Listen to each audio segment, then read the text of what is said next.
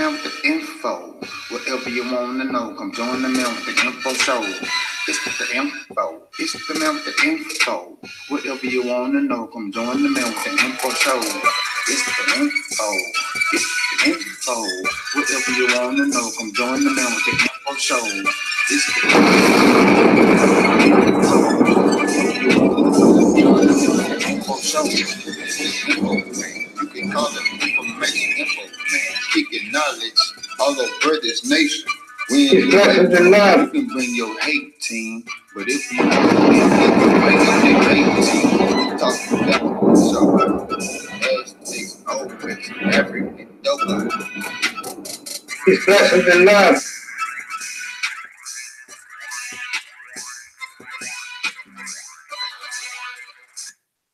Ladies and gentlemen, this is Information Man.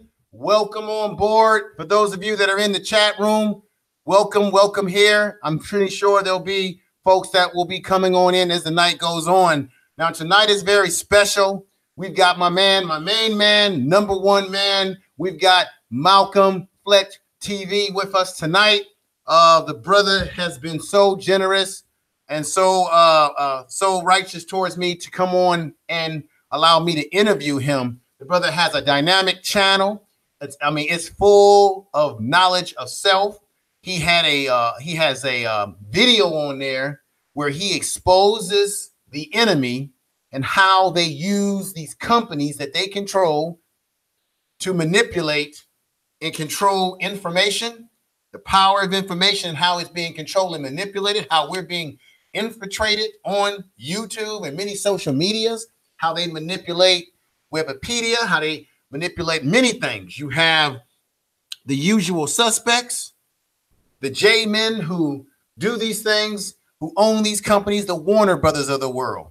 They control record industry, entertainment industry, the usual suspects who manipulate. He's got powerful information on his channel. He has some powerful series that he did on the water crisis situation, or should I say a crisis that this country has allowed to go on, going all the way back to the Obama administration, the Flint, Michigan situation, and how folks out there were left for dead, very similar to what happened in Katrina. He has powerful information on there about that. I have to admit that I was intrigued by the interview that he did with West Coast Cam about the state of hip hop, if there really is any more real hip hop. Oh yes, oh yes.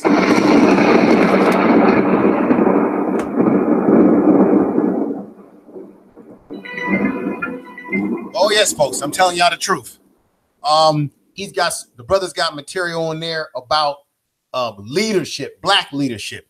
Is black leadership under attack? And however, you would think it would be just the usual suspects, the mayonnaise men that are doing this. No, you got black folks. Yes, I'm talking about black folks. But seriously, as I tell you, there are black folks that are also using the talking points of the mayonnaise man. There are black folks that are doing everything they can to destroy our black leadership. So remember, they've always used people who look like us to destroy us, to disguise. They're hitting plan through people who look like us to water us down, because we have to keep in mind that not everybody that's your skin folk or your kinfolk. So brother Malcolm Flex TV has a variety of good material on there. He's got great material on there with the Honorable Louis Farrakhan. He has great material in there about Elijah Muhammad. Elijah Muhammad. Great material. This is a great brother. I definitely enjoy watching him, and I want to say to everybody out there that's coming in the chat room, if you are, you need to go over to this brother's channel and support him, show him some love. Okay, I am going to, as the night goes on, I am going to put information about his channel in the chat so that you can go over there and show him love, because he's got a lot of great things happening on his channel. He's got very good content. And with that said, let me introduce one Malcolm Fletch TV with us. He is with us, folks.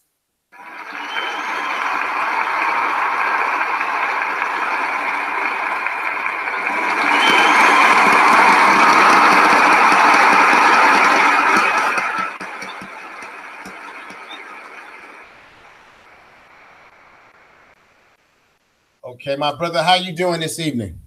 Brother, I'm fired up, beloved. All right, I'm fired up too. Let's get right into it. Brother, I've been watching you.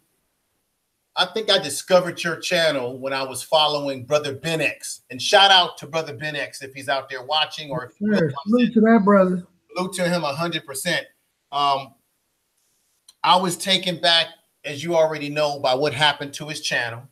And what happened to his channel has a lot to do with what you were talking about on your channel, how they are attacking Black brothers and sisters like a Brother Ben X who speak truth, who they're trying to play censor police on us. Right.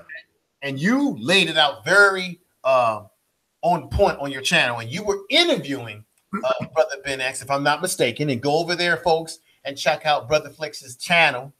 And you can see that exclusive interview. And so while I was following him over there, I discovered you. And I looked at some of your content. I said, wow, who is this brother? I'm blown away. I got to make contact with this brother. This brother is I'm the kind of brother that I want to collaborate with, that I want to talk to, that I want to follow what he is doing. And so from there, I was taken back by your material, what you were about. And ever since, I said, I got to get this brother on panels, so on and so forth. So this is where we find ourselves today, brother. Thank you. Thank you. So let me just go ahead and say, if you don't mind, brother, give us a little bit of background on you, brother. Who are you? What's your origins? Where do you come from? What makes you who you are? What brought you to the nation? Yes, sir. First, I will always like to open in the name of Allah, who appeared to us in the person of Master Fard Muhammad. I also like to bear witness that the most honorable Elijah Muhammad is his last and greatest messenger and exalted Christ. And I also like to bear witness that the Honorable Minister Louis Farrakhan is divine warner and teacher in our midst. And I would like to greet you and the viewers, beloved, with the greeting words of peace of Assalamu alaikum. Alaikum salam, brother. And, I'm just a young brother, just striving my best to do the work and the upliftment and the empowerment of our people. I was born and raised in Los Angeles, California. My mother was murdered when I was 4 years old. Father in and out of prison, using drugs, alcohol, and I had both sides of my family very abusive when it came to drugs and alcohol, and grew up around gangs in the heart of South Central Los Angeles. And, I grew up in the streets, basically, and was raised by my grandmother, a single grandmother, and, got into some trouble around the age of 19, and did some time in prison. But in prison, I met a brother. Actually, he was a Mexican brother by the name of Juan Muhammad. And this was the brother that introduced me to a teaching that changed my life forever. Because I used to drink alcohol, I used to smoke weed, and as of this year, January this year, it would be 7 years that I went without any weed or any alcohol or anything of that nature. So salute to that brother Juan Muhammad, for bringing me into the teachings of the most honorable Elijah Muhammad. Wow. Let me just say this.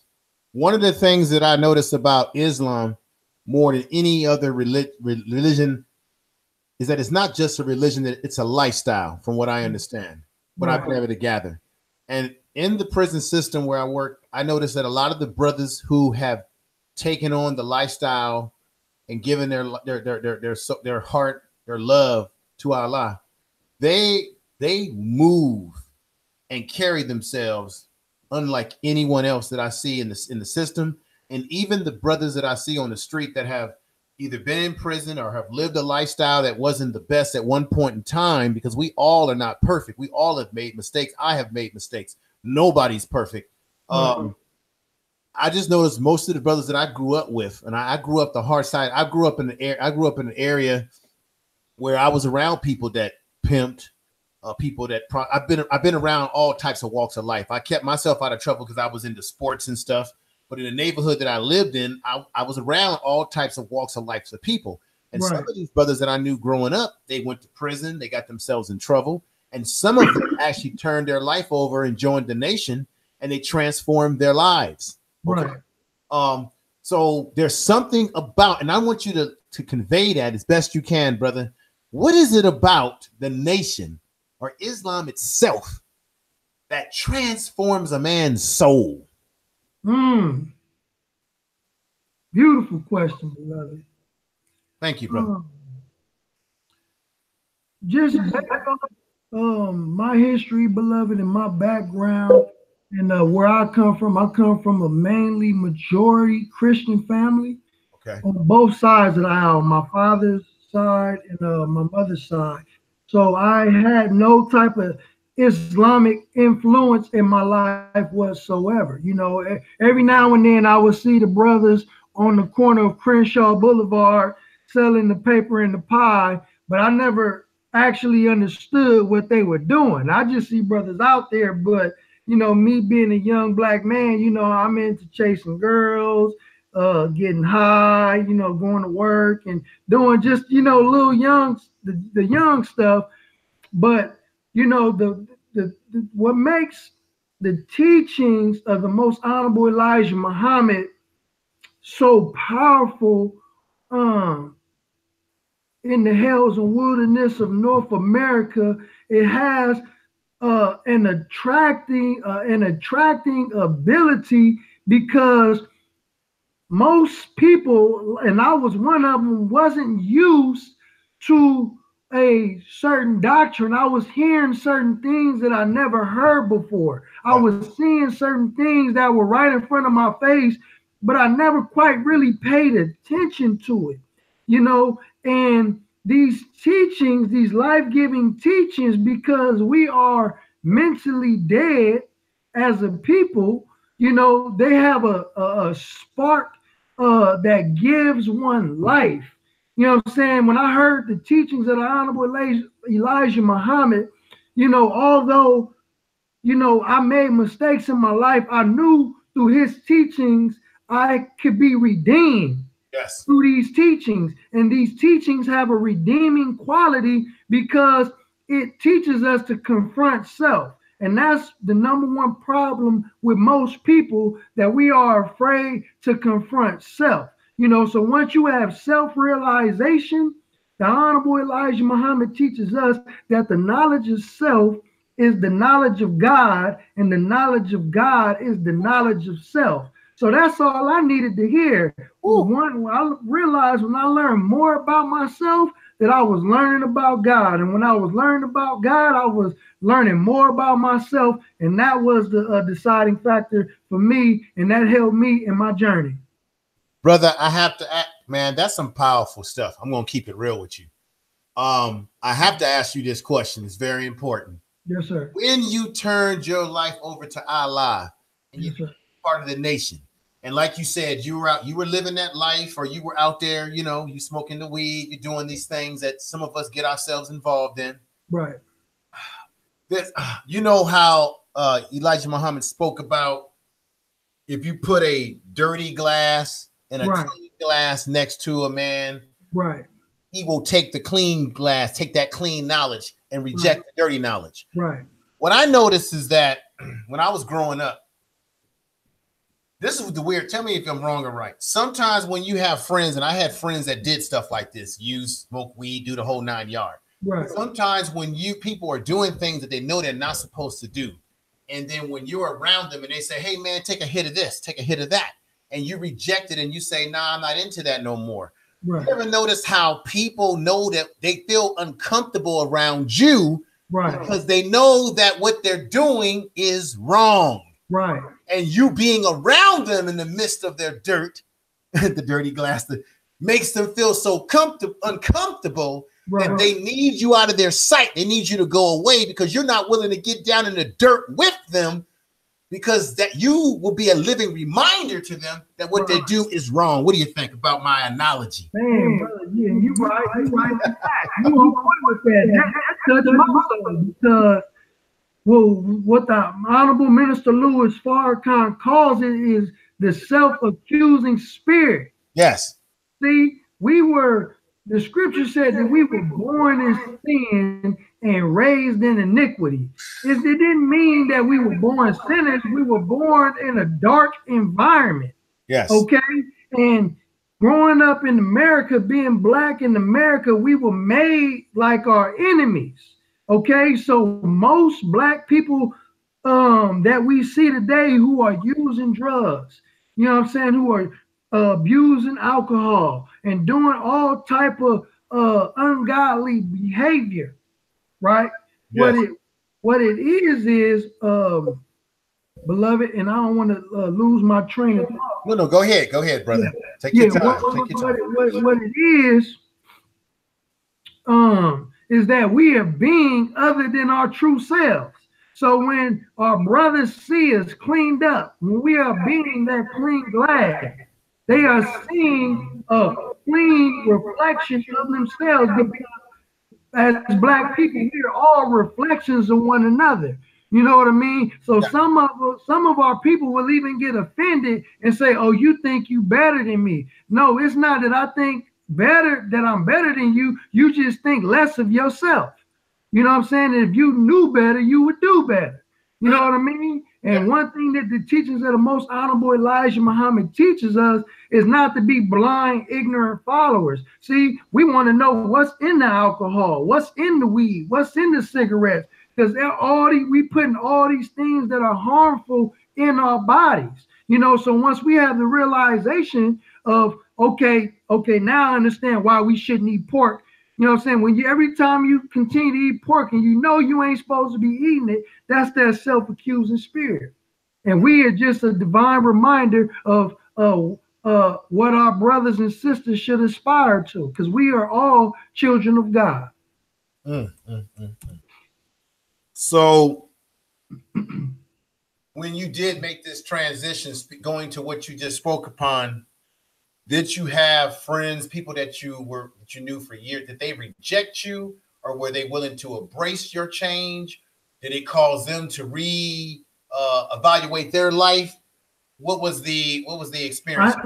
I had opposition from not only friends but family members. Boom. You know what I mean? But But see, we have to follow the master teacher. We got to follow what Jesus said. When Jesus was teaching his disciples, some of his disciples came to him while he was teaching and said, "Master, you know, your mother and your sister are outside looking for you." And Jesus told the disciples, "You know, my mother and my sister are in the house with me." You know what I mean? So I couldn't necessarily stop. I couldn't stop accepting the truth based on somebody's feelings and opinions, because I knew what I was dealing with. I was dealing with actual facts. I can prove what I say. You know what I mean? This wasn't just an opinion or an epiphany. You know what I'm saying? These were things that were shown to me that were verifiable proofs and evidence that could not be disputed. Interesting. Woo. Man. Brother, let me ask you this question. What brought you to YouTube? This is a very important. What caused you to take the knowledge that you've learned, the experiences? What caused you to come to social media and create a YouTube channel? What was the background behind that? Beautiful question. I probably did my first video probably about almost 2 years ago, beloved. And at the time, you know, the Hebrew Israelite brothers, shout out to them brothers, salute to them brothers, you know, they was banging on the nation hard, you know, and I felt like, you know, that at that time that I can handle them brothers. You know, I see a lot of video with them banging on us. So I said, you know what, instead of me coming at them in a disrespectful manner, I want to do a video to kind of show them how, you know, Islam and the Israelite doctrine actually connects and come together. So when I did the video, I'm gonna keep it real, I was nervous as hell when I first did the video. But I did it, you know, I messed it up and then redid it again. And, you know, after that, you know, I would be on Facebook, and I would, you know, mess around with the Facebook Live, and I would even create videos out of the ministers' videos. And I'm like, you know, I'm really starting to get a hang of this. I'm starting to get good at it. People sharing my content. And then, you know, one day I said, you know what? You know, I'm seeing a lot of black YouTube content creators. I'm like, man, I can do the same thing. You know, so everything that I learned, you know, I'm kind of self-taught in a sense, to where everything that I know, I just go on YouTube and learn how to do it. And then I just copy what I learned, and that's how I became it. But Brother Ben X was actually one of the brothers who was another inspiration for me to really want to create a platform and use my voice and try to reach brothers and sisters. Okay, let me ask you this question, because I've been noticing this, and I find it, I'm kind of like, I don't really understand it, brother. Why does it appear, or it seems, or that there's some sort of rivalry, if I don't know if that's the proper word for it, or friction between the Hebrew Israelites and brothers that are members of the nation? I know the Hebrew Israelites brothers, they believe that we didn't come from Africa per se, that we are original to the land here we call North America, whatever the hell we call it. That's some of their doctrine, that they believe that they're the true tribe of what is that called? The true tribe of the children of Israel. Right, that's right. And I get that. Right. I tend to subscribe, because I'm going to get into another area of what you were talking about tonight that's powerful later on down the line here. But I tend to subscribe to the fact that it doesn't really matter whether we come from Africa. Now, just hear me out now, brother. Yes, rip my head off. Yes, sir. No, sir. It doesn't really matter if we come from Africa, or we come from here, or North America, South America. And I'm going to tell you why. Right. Because in my Kemetic studies, black people, we call ourselves black, African, whatever we want to call ourselves. But the reality is, and you may agree or disagree with me, we are actually dark matter. We come from dark matter. We come from the universe. Right. The universe was created, as you spoke about, by black holes. Black holes are made of melanin. Right. We are that melanin. And when we die, we don't really die. Death is not really. Europeans have taught us this concept that you die. When you die, you're gone. No, we go back to dark matter. Right. Our souls live on through our DNA of our children. We live on. So my argument is that, to me, there's no need for us to claim here and there. It belongs to all of us, because the universe belongs to us, because we come from the universe. Now, that's my philosophy. Man, brother, and I agree with everything you just said. You know, the question is asked in our lessons by Master Farrakhan Muhammad, who is the original man? Answer: the original man is the Asiatic black man, the maker, the owner, the cream of the planet Earth, God of the universe. He said that the square mileage of the planet Earth is 196,940,000 square miles. And all of it belongs to the original man. So regardless to where you were, if you say that you came from Iceland, it still belongs to you. That's right. Right. So, but the thing is with our dear brothers, most of them, not all of them, in the Hebrew Israelite camp, is that most of them like to stay exclusively in the Bible. They don't have a universal way of and a universal approach to consciousness. Okay, and there's the same thing with some brothers in the Kemetic sciences, you know. But one thing that supreme wisdom gives us, it gives us the science to all life. You know what I mean? But they have a beef with us because they believe that, you know, Elijah Muhammad and Mr. Farrakhan are false prophets.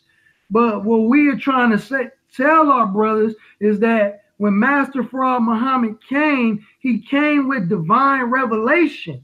Yes. So they are upset with us, but they can't disprove anything that we teach. Okay. You know what I mean? Because it's divine revelation. This is beyond just scholarship. And I heard you say on one of your videos that what you try to do always is to back up your scholarship with receipts, because this is not ghetto knowledge. Right. Just as you said, you know, that we come from the universe. I got a video teaching on the cosmic black woman. Oh, stop right there. Okay. Because down the line, we're going to get into that, and I want you to give us, everyone listening, a piece of that.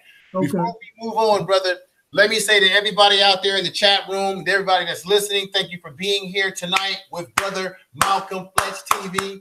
I'm going to put in the chat room his channel right now several times. I want everybody to give that brother love. I just found out from Nikki Love that you don't even want to use the term support on YouTube or subscribe, because the algorithm system will look at people as spam. So just say love, give the brother love, support, you know what I mean? Love his channel, give him some love. I'm going to put it in there several times. So go right ahead as I put it in there and give that brother some love on his channel. So there you have the link there for his channel. And it's also going to be in the description of this video. Let me give some love to folks in the chat room. Let me give everybody, first of all, give you all a beautiful clap while we're at it.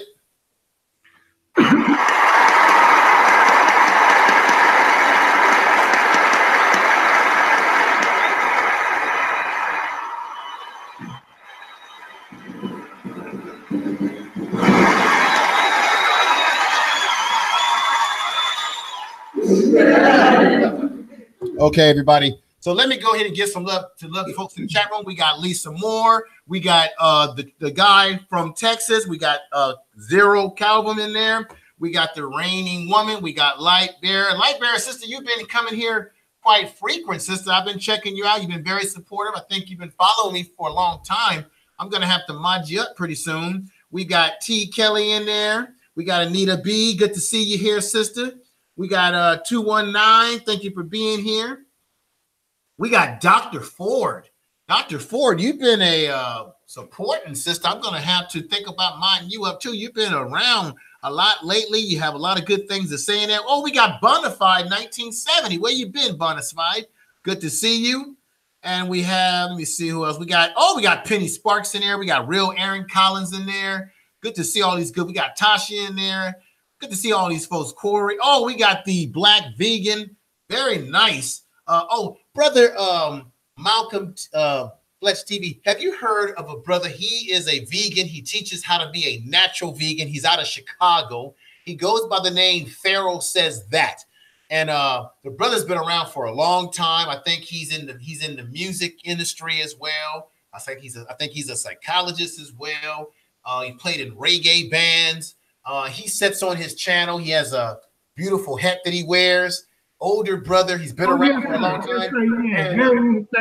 And he drinks his natural drinks. He talks about how you can take cayenne pepper and you can take maple syrup and distilled water. You drink that and it will flush your body out naturally. Oh, wow. Yeah, and he sits up there, and I think he has some issues with sleep because he does a lot of his streams super late at night. Right. Set up there and he just talks, man, and he breaks down the knowledge. One of the things that he said that really blew me away, he said it was not necessarily the welfare system that broke the black family up. He said that it was the police system, the policing system that broke the black family up, because you had black men going into prison, being incarcerated. Then he also said what I always believe, that it was the Vietnam War where black men went to war, got hooked on drugs, came over back home with their minds and stuff. Black men died too. So you had a whole generation of black men that died in that war that were taken out of the community, okay? And the ones that came back home, their minds were so messed up, they couldn't be the men that they were before they left. Right. They said that during the time when he was young in the Chicago area, you would see black women bringing their children to the prisons and to the jail, trying to keep a connection between the kids and their fathers. So he says it wasn't just the welfare system. He believes it was more the policing system. Right. This and you said it, brother, this police state system. Right. He believes, along with us participating in wars and other things of that nature, that cause a big ripple and black men being absent or pulled out of the black family. And then the drugs also played a role, being hooked on the drugs and the liquor and so on and so forth. Right. So brother Pharaoh says that is a man, he's a brother with a lot of wisdom and experience. But let me move on up here. Everybody's in the chat room that I didn't say what's up to. Oh, we got Lady M in there, Dr. Ford again. Everybody, anyone that's coming in, thank you. And by the way, folks, make sure you do us a great favor and share this video in your personal social media. We want to definitely viral this up. I'm going to viral this up as well, because this is going to be very important tonight. Thank you for being here. Tell everybody about it. That we over here and we got some good things going on. So let me get back to the rest of this presentation. And are you familiar with brother the elder Rasan? You familiar with him? Yes, sir. Peace, peace, peace, blessings and love. That's my brother. That's my main man. So let me get back into this into where we are, brother. Let me see here.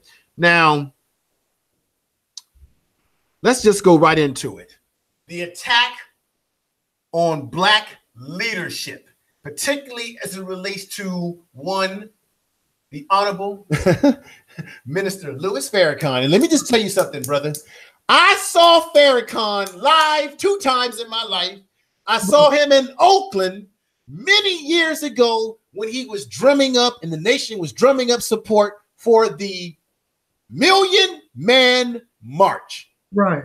So prior to 1995, I think a year or 2 before it was coming about, I had the glory of seeing him with my own eyes in Oakland, California, in the balcony. Saw the man, brother, with my own eyes, loved every bit of it. Okay, check this out. I even met, a lot of folks don't know this, I even met Dr. Khalid Muhammad in Berkeley, California, when I was working in Berkeley. I was working with children. You know, and at that time, he wasn't, unfortunately, a part of the nation. I don't want to get into that right now. Right. I met him at the Berkeley Public Library. He was speaking in Berkeley, and I just was in there with some kids that I was working with. He didn't have no entourage around him. He had a couple of brothers with him as he was preparing for his speech, and he was giving out flyers. And I just walked up and said, Dr. Khalid Muhammad, it's an honor to meet you. He shook my hand. He was very humble towards me. He said, young brother, because I was like in my 20s at that time. I'm 49 years old, so we're talking early 90s. He gave me his literature and said, brother, I need you to come to this program tonight. It blew me away. I can see that. I can imagine that. I didn't get into all of this. Let me have your autograph. Dr. Muhammad, let me have your autograph. No, that's not how I am, brother. I treat him like anybody with respect. And he stays deep in my mind because I once heard him say in a speech years ago when he said that the mayonnaise man has played a trick on us when it comes to the calendar and the time. He said that many of us don't know what time it is, don't know what year it is, don't even know how old we really are because the calendar has been manipulated so much. We're not even operating off of a true solar calendar because you got 28 days in February, 30 days here, 30. The Europeans have been moving this calendar around, messing around with what they think is time. And so he's always made an impression on me. But let me go into this. I digress on, brother, here. The attack on our black leaders. Now, I heard you on there with a brother, and I can't think of his name offhand. Okay, that brother was deep. And what he said is that you've got black folks in social media. Now we're on YouTube. There are black folks on YouTube. There are black folks in social media who are giving talking points. And there's a brother out there. I've had some riff with him in the past, but we kind of buried a hatchet. He goes by the name Real Brother, and folks know who he is. He goes to different channels and things happen. And he told me that one of the problems with us black folks on YouTube, as he says it, is that when we talk from we talk in such a way that we're giving white people's talking points. So when we talk about black people in negative ways. We're using European talking points to define who we are as Black people, and that we're giving away to this notion of white supremacy in terms of the fact that we're giving white people more credit than they deserve because Black people have been on this earth longer than Europeans. We taught European civilization. We taught them how to season their food when they didn't know how to season their food. We gave rise to civilization. And so we should never say that they're superior to us when in fact they are not.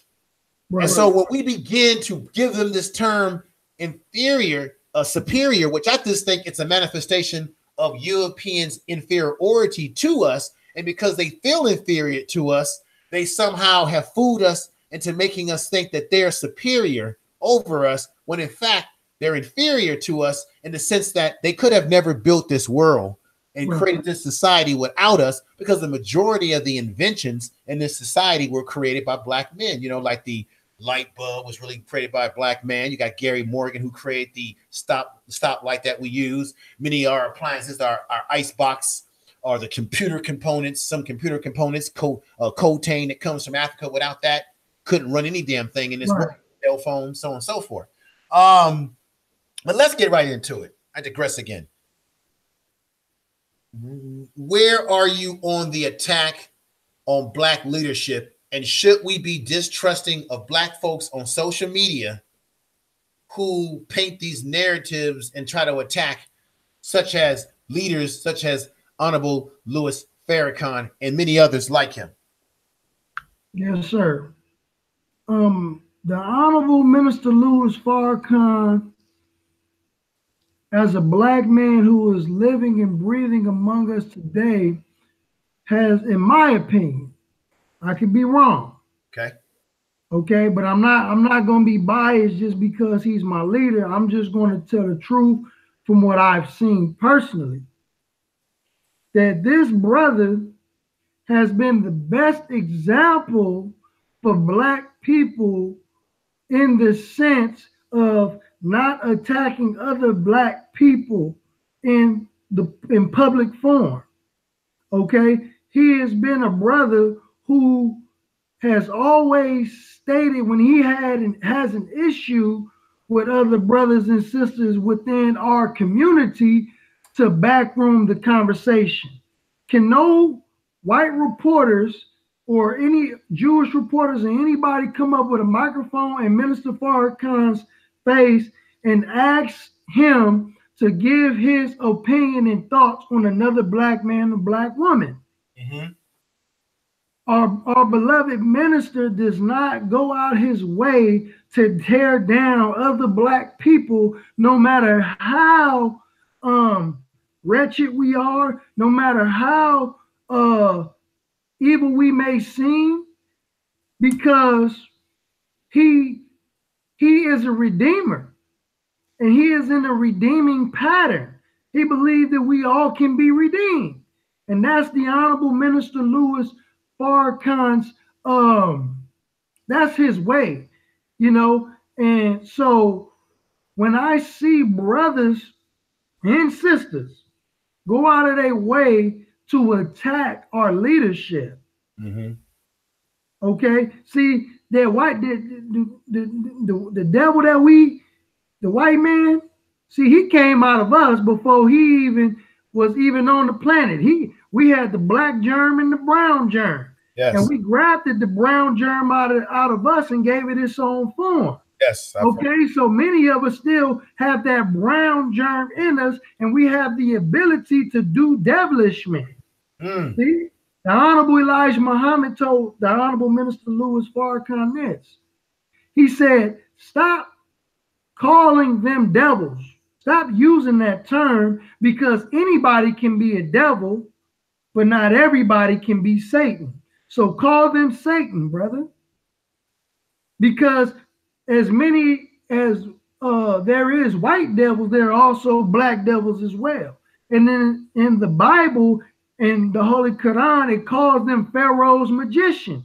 Wow, Pharaoh's magicians. Anytime God's man is on the scene, you have people who will try to throw out illusions before the people. They will throw out lies. They will create mischief among the people. You know what I'm saying? Yes. Giving them false narratives, not giving them any information that is backed by truth and evidence. Okay, and sadly and unfortunately, this is our own people partaking in this devilish behavior in the attempt to dethrone our black leadership. I understand that our black leadership isn't perfect. Yes. I get that. Okay. But men sharpen men like steel sharpens steel. The Honorable Elijah Muhammad said, stop having wanting criticism of your brother and not being willing to correct him behind closed doors. That's right. Okay, people want to be quick to go out to gain followers. That's what it is about nowadays, especially in 2019. Everybody wants followers. Everybody's a master teacher now. You know what I'm saying? Because you can get a few YouTube subscribers and Instagram followers. I get it. I understand. But we must protect the head because as just it's a war. You kill the head, then you kill the whole body. So we have to protect the head. Yeah. You know what I'm saying? In order for us to survive. But let me ask you this, brother. Yes, sir. When you look at and let's be honest tonight, not that you're not honest, but when you look at the landscape of Black YouTube or YouTube in general, right? I tend to always say to folks out there, and they know they know I always say this, that I believe that we are the real Black quote unquote media, because I think that old Black media has died. What I mean by that is that when you look at stuff like TV One, BET, I remember when BET first came out, it was just nothing but videos and shake your booty. They had Teen Summit that lasts for a while. They got rid of it. They used to have, I don't know if you remember this, brother, because I go back a little ways. They used to actually have a 30-minute news program on BET. And then I heard that. They got rid of that because I guess they weren't making money off of it, right? But you make money off the videos. So when you look at BET, TV One, some of the publications like Ebony, if Johnson was alive today to see what they've done to his magazine, I'm sure he'd be turning in his grave right now. When you look at Ebony, Essence, all these different publications, and you see how they're being owned by things like Univision, or they're being owned by Viacom or white conglomerate type companies, right? Yes, Black people are either, I think Essence is just now gotten back to being Black owned.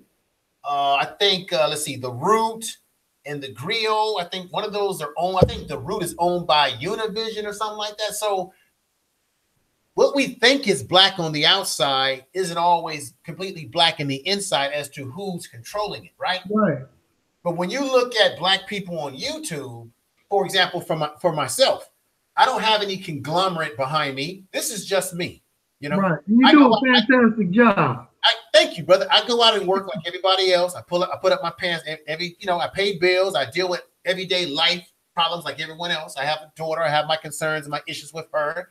I was married for 15 years.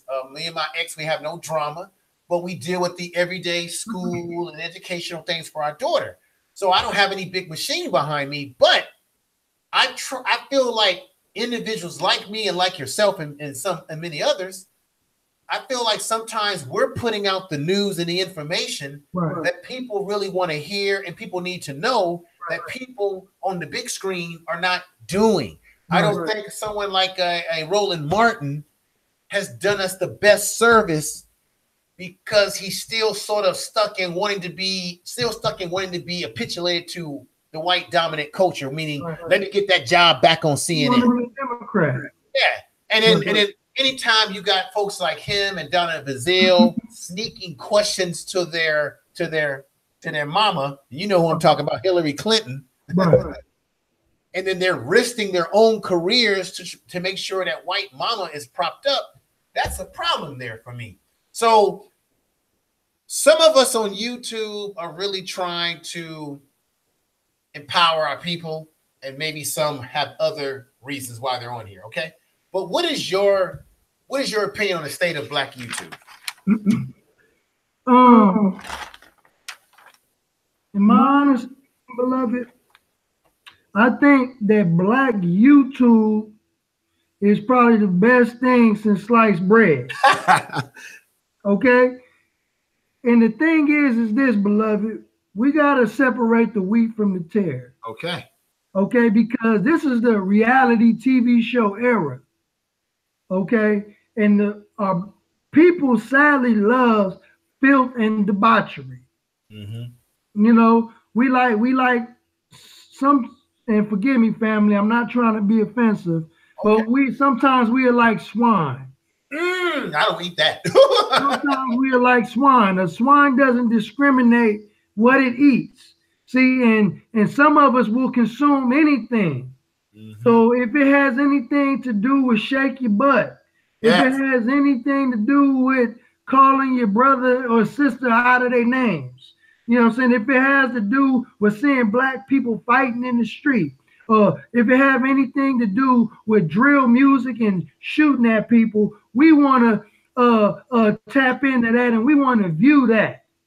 But when you have brothers like Information Man Show, Malcolm Flex TV, Brother Ben X, Netacat, Mega Blast, Too Black, Too Strong, Fly Nubian Queens, when you got these type of shows, you know what I'm saying? We are setting the standard for Black excellence on YouTube. So I believe personally that the good is going to always outweigh the bad, and sometimes the negative is necessary, because just as the Honorable Elijah Muhammad said, that when you put the clean glass next to the dirty glass, the people are going to choose the clean glass every time. So as long as we continue being the vanguard, as long as we continue to be in a clean glass and not getting down in the muck and the mud with those who are like swine rolling around in the mud just as pigs do, our people will continue to elevate, because we are living in a time of enlightenment, going back to another golden age.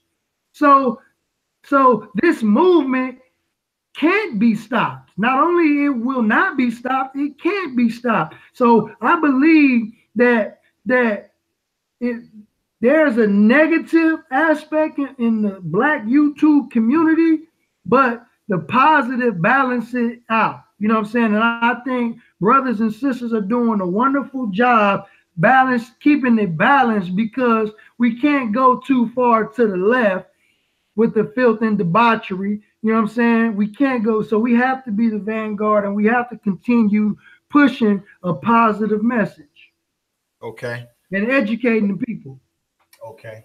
Now, I hate to bring this up, but I have to, because this goes back to the topic about how Black leaders are being attacked, and you will have people that look like us that will do the attacking and will do the bidding and the aiding and abetting for the usual mayonnaise man.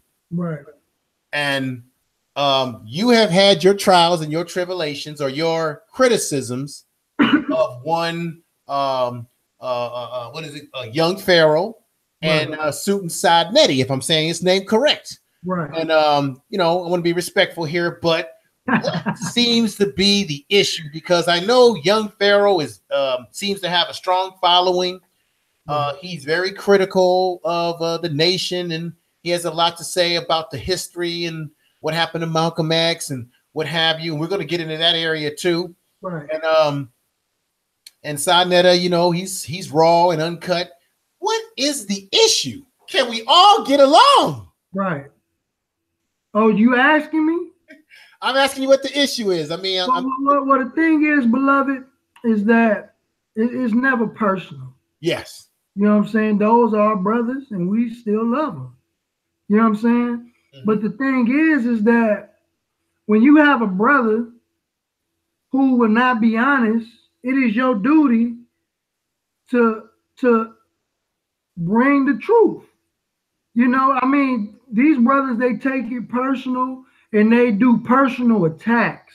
Okay. You know, and if we're dealing with scholarship, we have to We have to just deal with the scholarship and leave out the personal attacks on anybody in the community.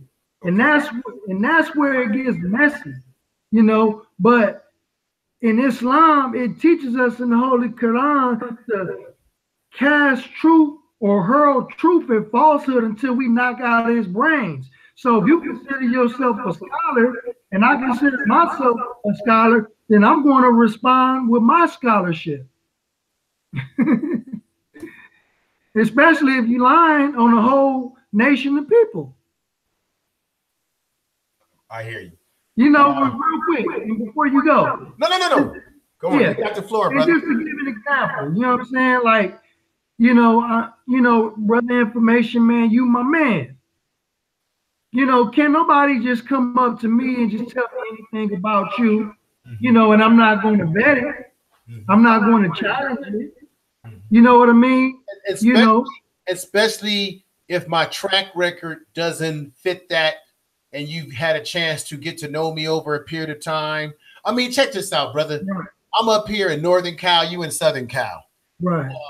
There's going to be a time when I'm going to be down in the Southern Cal area. So there will be an opportunity, I hope, to be able to meet you in person and look you in the eye in person.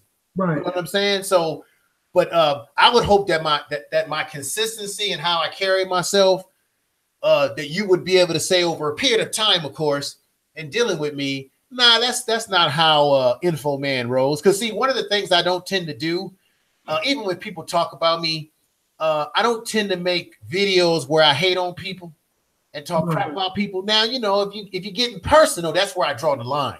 When you start getting personal, I draw the line there. But if you want to like question my sources and all that stuff, what I'm saying, hey, I'm open to correction if what I'm saying is incorrect information.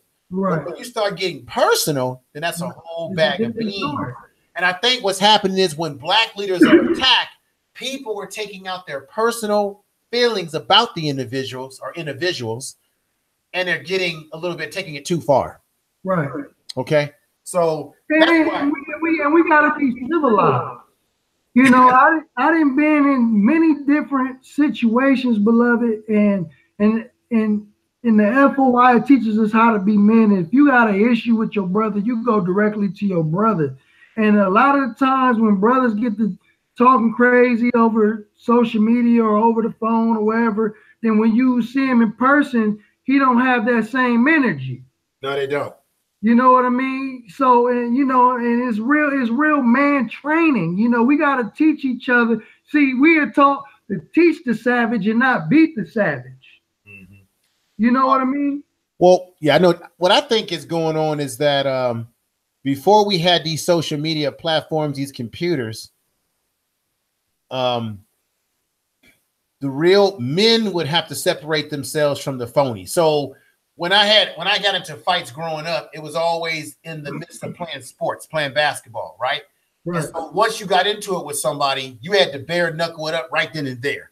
What the computer and internet has done, it has allowed individuals who ordinarily would never confront you in person because they would have to deal with the bare knuckles. That's where, I mean, nowadays people shoot you, but I remember it was bare knuckles, right?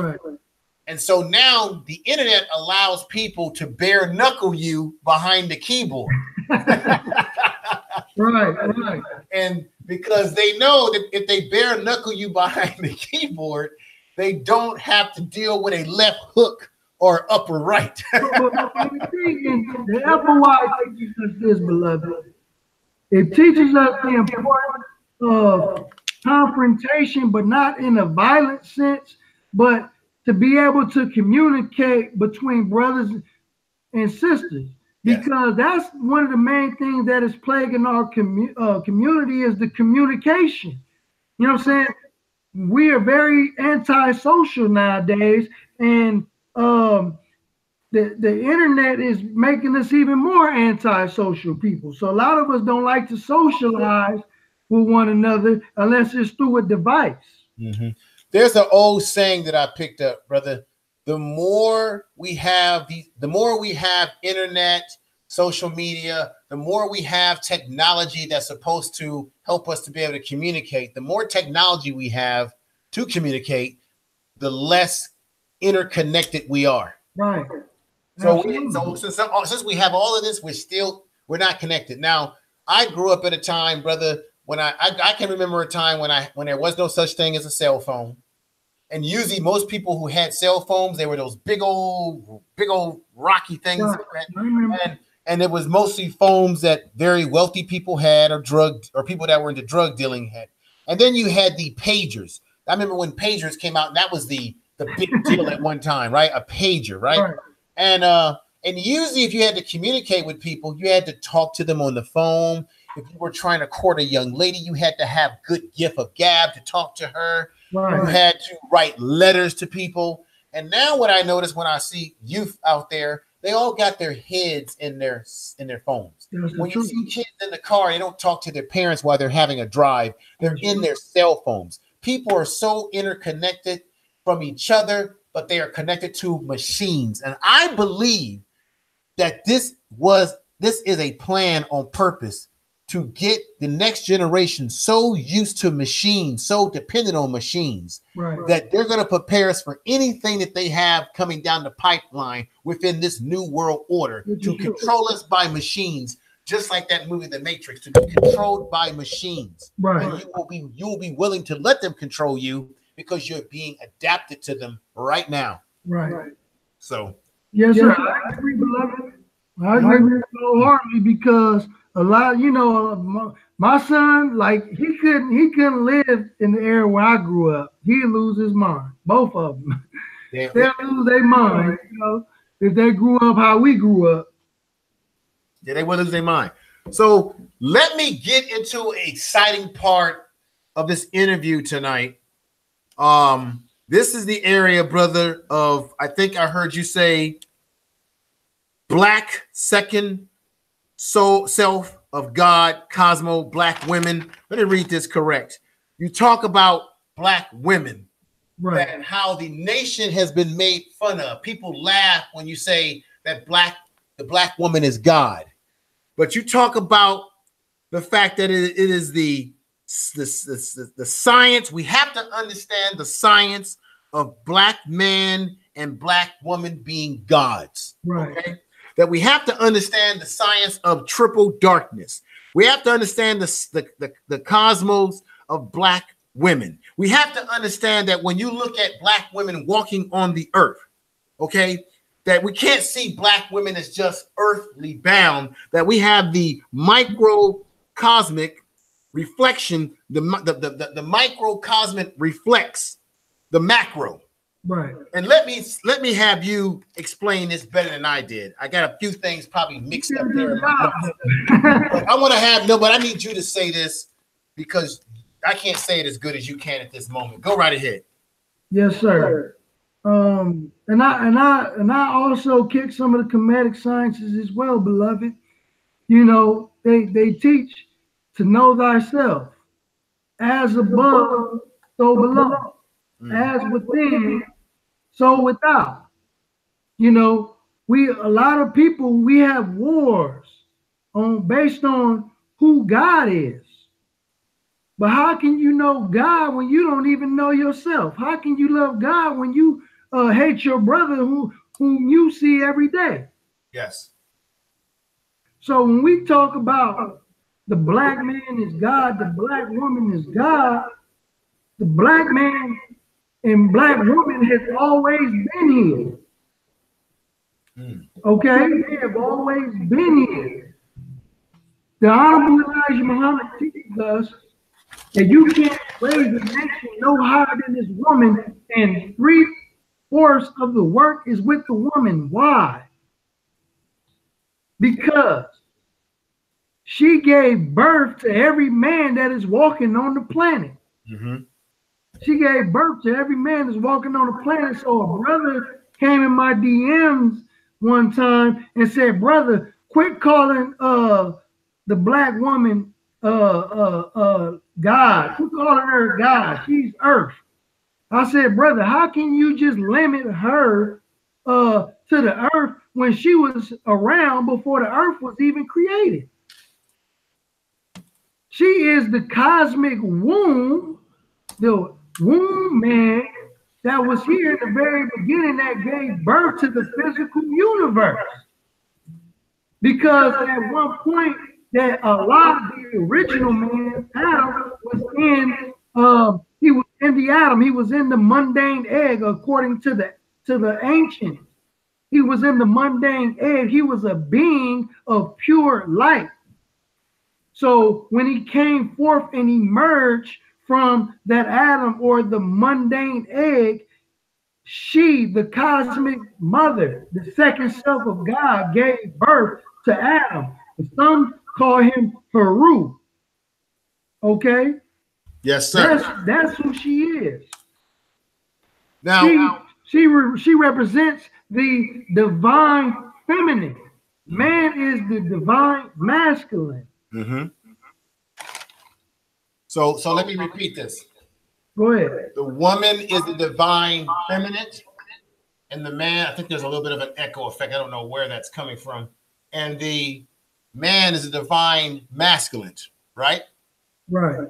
Okay. Now, what I've learned when you talk about dark matter, that I think man represents the negative matter, the woman represents the lighter matter, and to two bring balance or a balance. Like, for example, when you look at the Ankh, the African Ankh, which represents man and woman. Am I correct there? Right. Yes, sir. Now you said, let me just quote you. You said the greatest woman. We got to look at women more than just their physical. We have to get past the physical and understand the divine female principles. Am I saying that right? What are those divine? I don't know if you had already said that, brother. Excuse me, but what are the divine? What are those divine female principles? If you didn't already say them already, and I'm sorry if you didn't say it already. Divine female principles are the divine cosmic woman's ability to create. Mm-hmm. See, the Honorable Elijah Muhammad teaches us that your mind, even just your mind, you know what I'm saying? Everything that comes out of the subconscious, the darkness, and that you can conceive of, anything that you give birth and you create through your mind, even your mind has a womb. Yes, and it's replaying and it's acting out what's actually happening in the cosmos. Okay, so just as I'm gonna give you an example. Okay, the Egyptians, or in the Kemetic science, you have Osiris and you have Isis. Yes, the husband and wife. All right, Isis, they consider Isis Sirius. Okay, and according to the Dogon tribe, that Sirius B was a dark. You have a question? No. I'm glad that you talked. I studied the Dogon about the different star systems, the Sirius B, Sirius C, the white dwarf star. Go on, brother. Go on. Yes, sir. Yeah. So the Egyptians also believe the same thing, and they call Sirius Isis. Okay, and the Dogon believe that this is where the creation of the universe started, and they have pictograms showing that there was an explosion. Okay, and the Holy Quran also backs it up, because the Holy Quran says that Allah is the Lord of Sirius, and it also said that the heavens and the earth were once one, and we tore in one solid mass, and we tore it apart and came forth the waters. So just as the woman, when she is pregnant with a child and she says, my water broke, okay? And when that water broke, it gives birth to a whole new life, okay? It's the same principle, the same exact thing happened, in my opinion, in Sirius, and it represents the divine of the cosmic woman, and just to kind of be clear, that, and you mentioned it earlier. Okay, brother. That that the woman represents the cosmic womb or the black hole. Yes. Okay.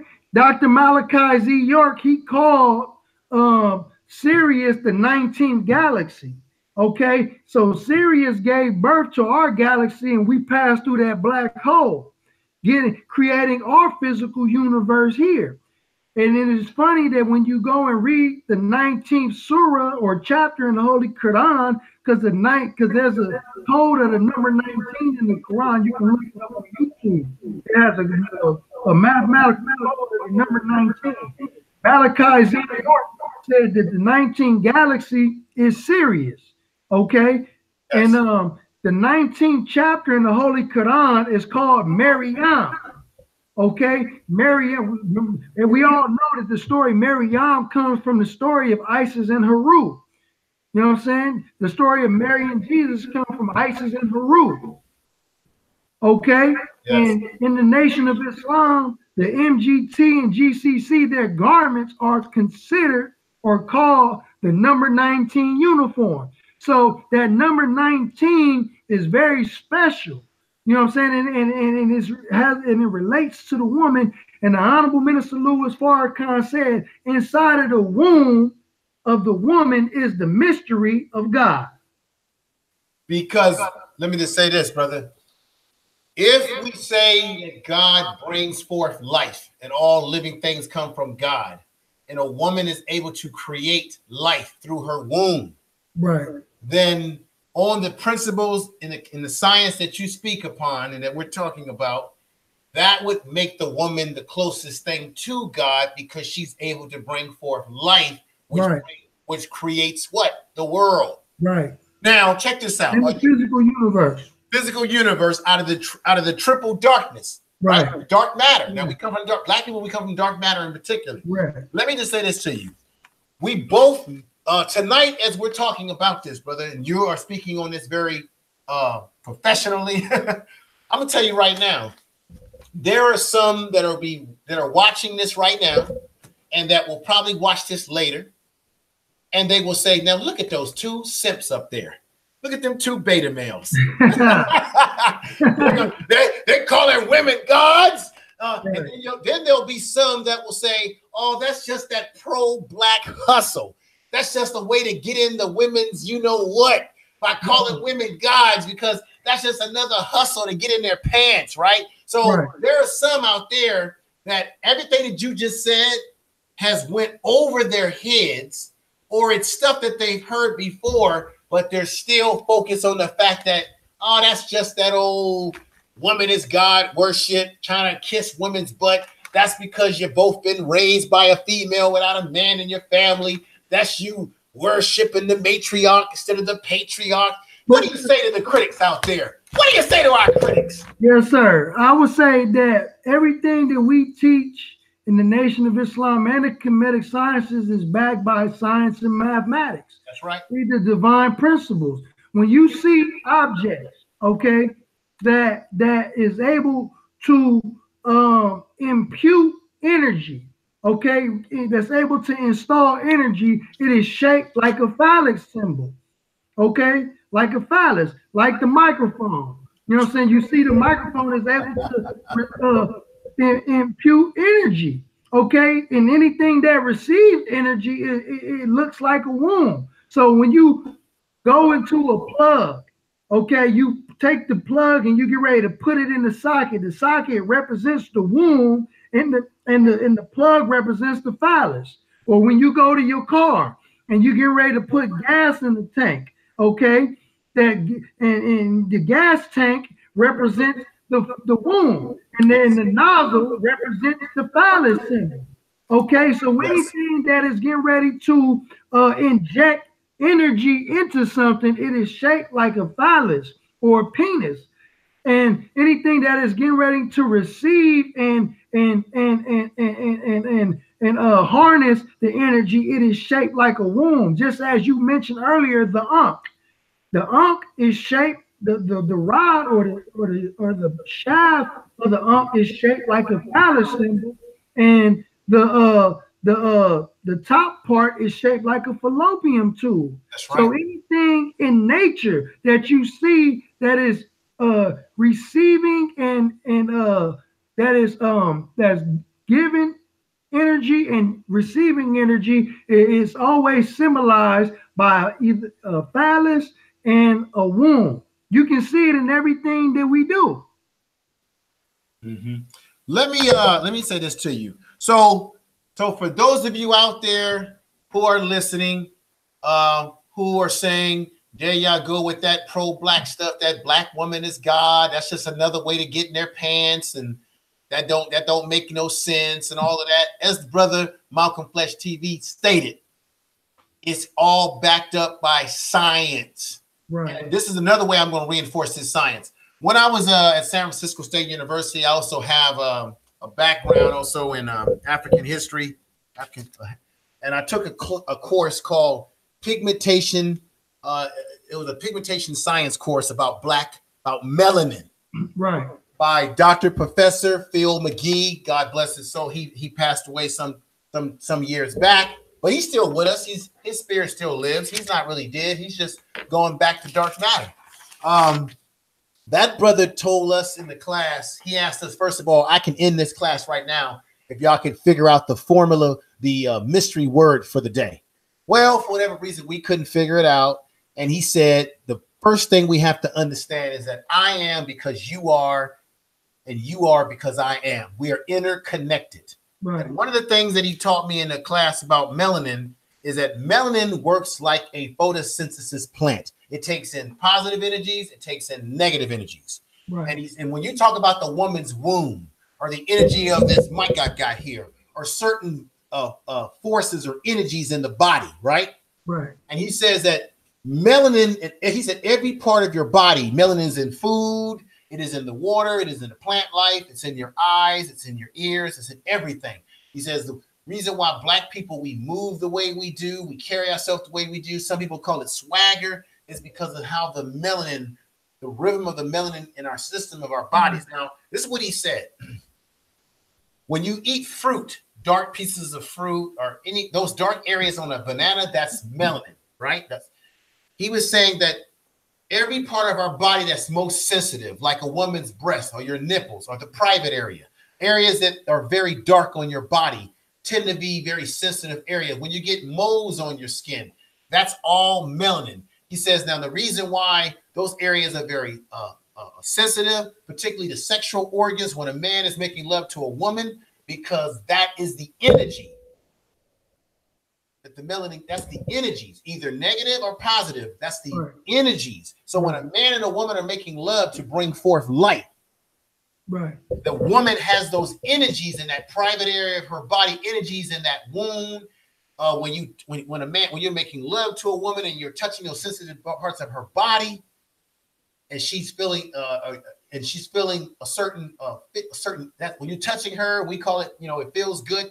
That's the energy soaring through the body, through those zones in your body that have the most sensitive areas of the body where you have melanin at, which tend to be the most darkest areas of your body. Right. Okay. So this is a science, folks. And so for those of our critics out there that would tell us that we're say that we're hustling right now, I'm telling you, it is a science that is backed up. Yeah, and it's not a feel-good session. This is not prosperity teaching to where we're trying to impress all the women that's in the chat. It has nothing to do with that. She needs to know her rightful place in the universe. Now, if we understand this science, and if black women understand the science of black men being gods as well, and we understand the science of black women being gods and what they really represent, and if they understand what we represent, do you think that this could eliminate, if we get this knowledge of self, it could eliminate some of this stuff that goes on between black men, or what's perceived to be going on between black men and black women, that there's some sort of rift between us? Right. I believe so, because, society has reversed the roles. The enemy spends millions and billions of dollars of trying to demasculate and feminize the black man, and he tries to elevate the black woman and basically teach her that she don't need a man. Okay? And one thing that, and what we have to do, just as Brother Malcolm X said, he said wherever he traveled in the world, and he always looked at the women of a certain nation or culture. And he said that wherever the women were undeveloped or underdeveloped, he said that nation or that country was undeveloped and underdeveloped. But he said wherever the women are well developed, yes, he said that that country or that nation is well and properly developed. So when you look at the women in the Nation of Islam, these are beautiful, smart, intelligent, honest, civilized women. You know what I'm saying? So, and that's the thing, because when you teach a man, you just teach an individual.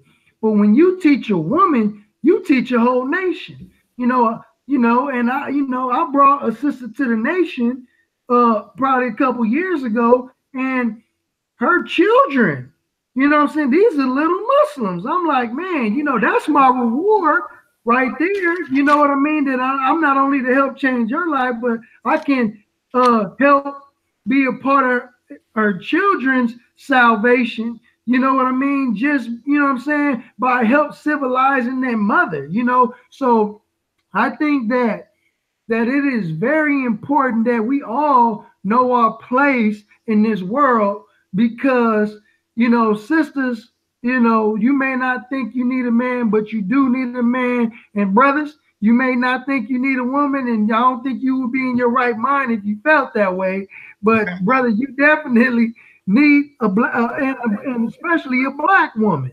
You know what I'm saying? I don't believe in, the swirling and getting with white women. That's not my thing. Get you a black woman, get you a mother of civilization, get you the second self of God, because there's no woman on the planet like a black woman. Brother, I think that as I've gotten older, the way I look at women is different than I did in my younger years. I'm not as concerned with sex as I was in the past, right, because that's so easy. I find myself getting more focused on where the woman's mind is at. I do like an attractive woman, but I want the whole full package, and the intelligence is very important. And this is why I was once told this, I once heard this, that the mother is the first God or teacher of the child. That's right. And if you have a finger-popping woman, meaning she just wants to party, wants to look at the soap operas, doesn't study, doesn't do anything of educational, doesn't know how to keep a home, just so wild and out of control, right, you're guaranteed to have a finger-popping child. You will have a child that will grow up out of control, because the mother is the teacher of that child. She is the nurturer, while you as the father are the provider. Am I right or wrong? That's correct. So that's why, when we're younger, when we're young as men, we make so much foolish mistakes. We get caught up in the, like you said, the physical of the woman. We don't understand the divine principles of the woman. Right. We don't have the spirituality to understand our role with that woman, that it's more than just what we can do in the bed with her. But so often, some men, we think on the physical plane, right, and we don't think on the spiritual plane. You have to bring the two together to make it one. And the minister said that we came down to the level of dog. That's why when the sisters be like, man, you ain't nothing but a dog. They right, because we only thinking with the little head, not the big head. Exactly. You know what I'm saying? We are not respecting our women like we should, and the whole world is laughing at us. You know what I'm saying? That anybody can do anything to our women, and they know that we won't react. But when you have a wide awake black man who has the knowledge of self, you know what I mean? We would never allow any man to put his hands on a black woman and harm our women. You know what I'm saying? That's another question I have for you. Let me just say this. I was going to make this statement. When you talk about dark matter, black holes, and all that stuff, all that good stuff, one of the reasons why you have people, women, men, brothers, sisters, behaving like just on the sexual level, because there's a thing called vibrations. Right. So, melanated person, we're operating off of we're high vibrating people. When you begin to only have desire just for sex with women, just to steal, to rob, you're operating off of low vibrations, which is putting you on the animal level, right? And we as black people have a pineal gland, which is not calcified. And so we have the ability, or we should have the ability, to have empathy and sympathy. And there's a theory that says that one of the reasons why mayonnaise people have been so destructive through history, and because they don't have a pineal gland that operates on that third eye level, because it's calcified, it's destroyed, and therefore because they don't operate off of a high vibrating system, they operate on low level, which is how animals operate, off of this instinct and not thinking and processing. This is why they could do the things that they've done to us and have no empathy and sympathy, because the pineal gland is not operating off of a high vibrating level. What are your thoughts?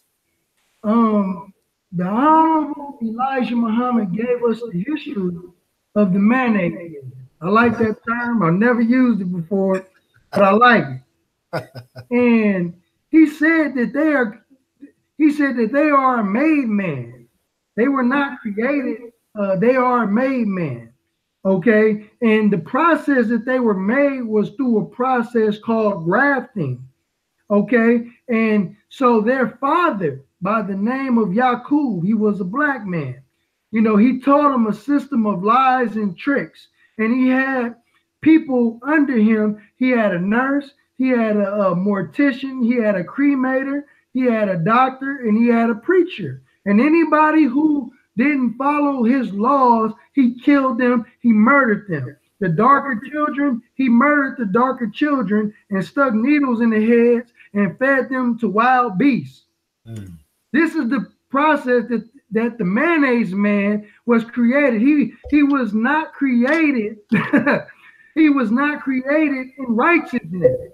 Okay, so he is our lower desires in physical form, and he was given 6,000 years to rule on our planet according to the Holy Quran, when Allah was talking to the angels, and the angels asked him and said, Allah, you will put a man in the garden who will create mischief and bloodshed?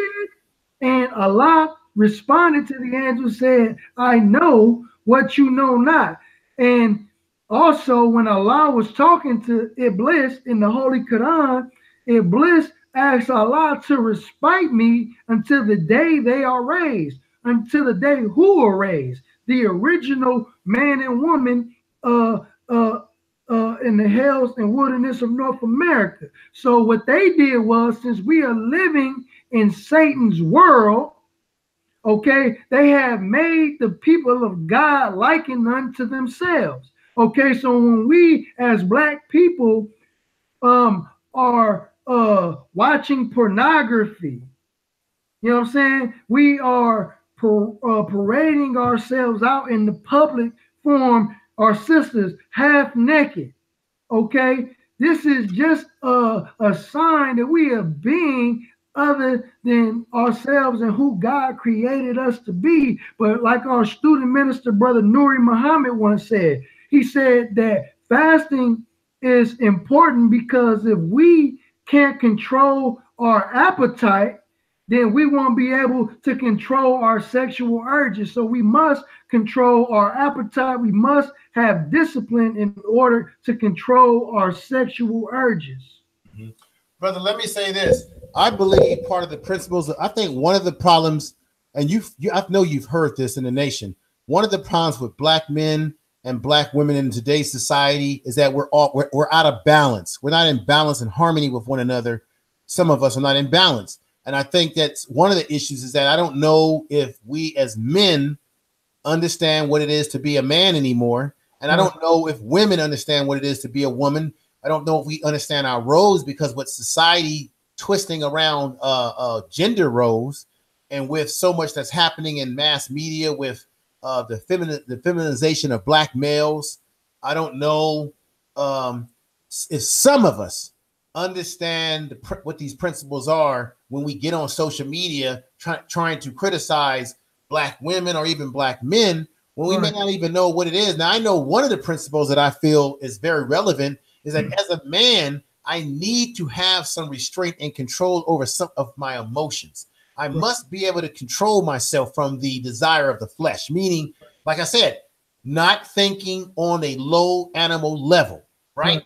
I don't need, if a woman is dressing a certain way, it doesn't, if I don't look at her a certain way, if I'm not trying to look up her skirt, it does not mean that I do not like women, that I'm not a man. It just means that I may have a certain respect for that woman, that I don't need to look up her skirt, because personally, I like a little bit of imagination anyway. So, and so I think a lot of times we grow up and we take these social cues from other men who tell us, this is how you behave, this is how you be a man, right? You got to look at women this way. You got to see them as sex objects. Not that way. You got to bend them over, right? And I, like any man, enjoy the pleasure of a woman that I'm involved with. Okay. Do I need to have many women in my life? No. I've been there, done that kind of stuff before. And at my age, it ain't really worth it, because I find that as you get older, if you not find the right woman for yourself, you're just going to be an old dude sitting in an apartment somewhere by yourself, sipping on soup like Ebenezer Scrooge or something, right?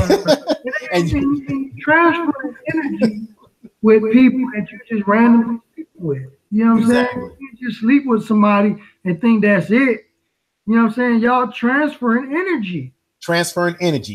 And when you are having, when you are making love to a woman, a lot of brothers sometimes don't understand this, that when you are relieving yourself through the pleasure, you are releasing energy, like you said, and that energy has been taken out of your body.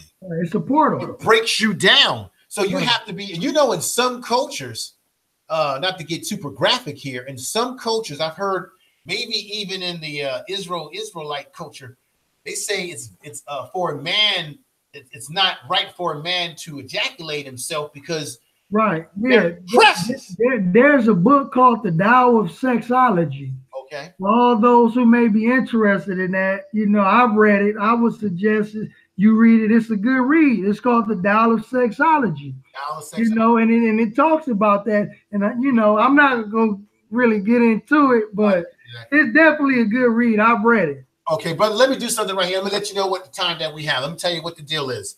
I've got 3 powerful more questions I need to ask you before we end the interview tonight. I have to get into the issue around the dome of judgment, the day that the real hell on earth, the dome over America.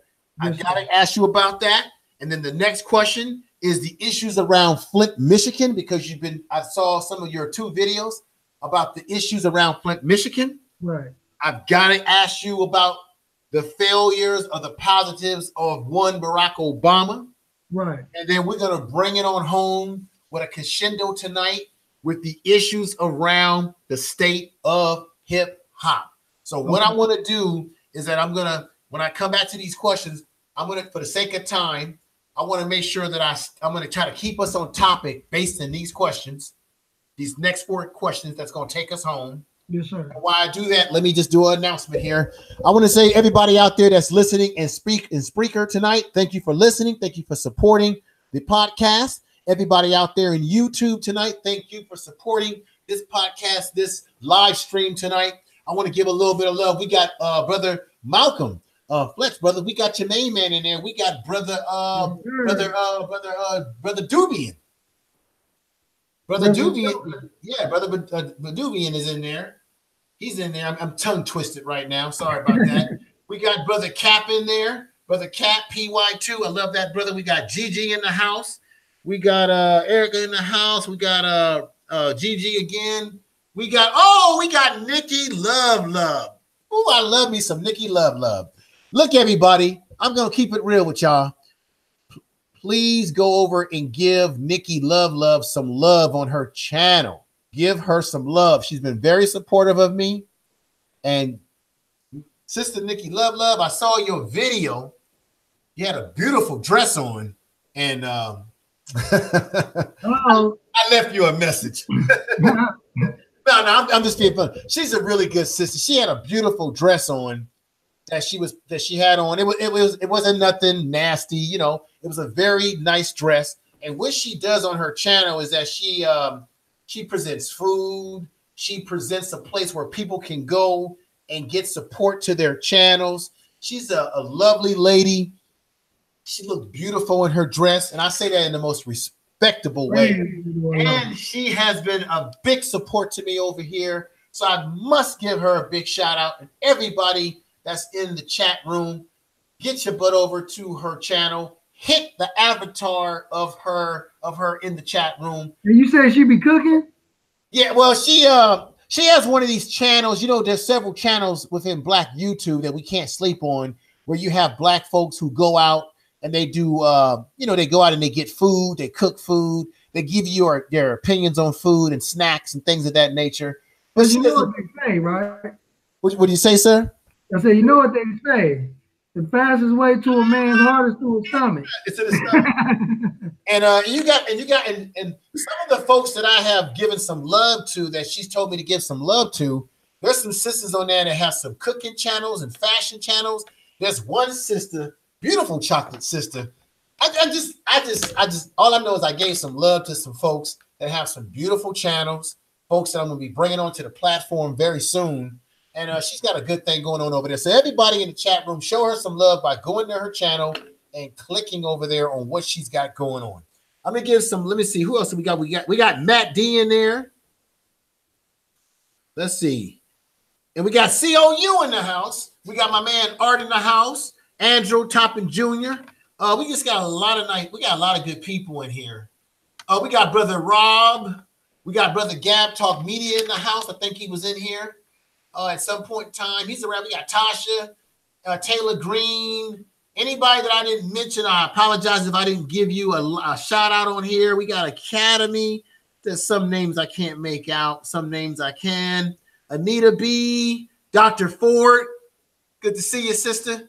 Just a lot of good people in the chat room tonight, and I appreciate everybody being here. So this is what we're going to do, brother, for the sake of your time, my time, and because we've been saying a lot tonight. I want to get into these questions and try to stay into the topic and not veer off for the sake of time and respect to your time. Yes, sir. But let's get into it. The Dome of Judgment. What did you mean by the Dome of Judgment coming to the earth and coming to America? Yes, sir, beloved. The Honorable Elijah Muhammad and the Honorable Minister Louis Farrakhan and the Holy Quran and the Bible teaches us that first the wheel or the mother plane has the power to create a dome around America and lock in the wicked and won't allow them to be able to get out of America and set it on fire. So when people who talk about going to hell, I think it's very uneducated, unintelligent.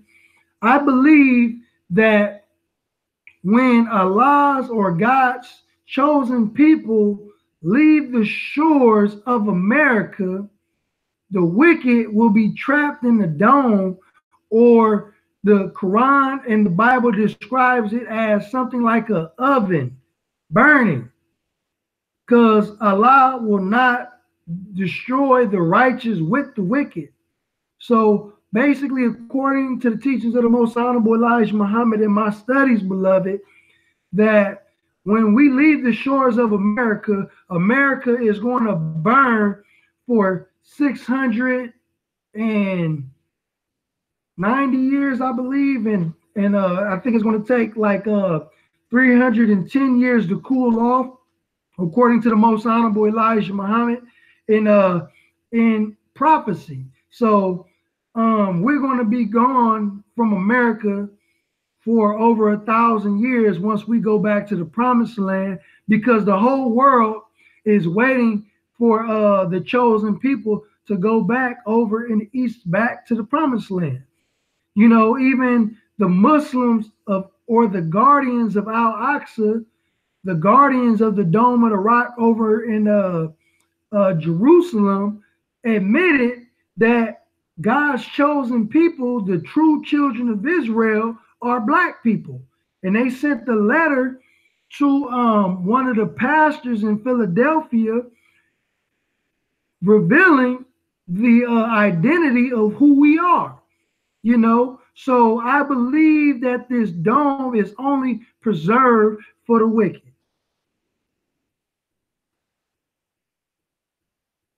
You there, brother?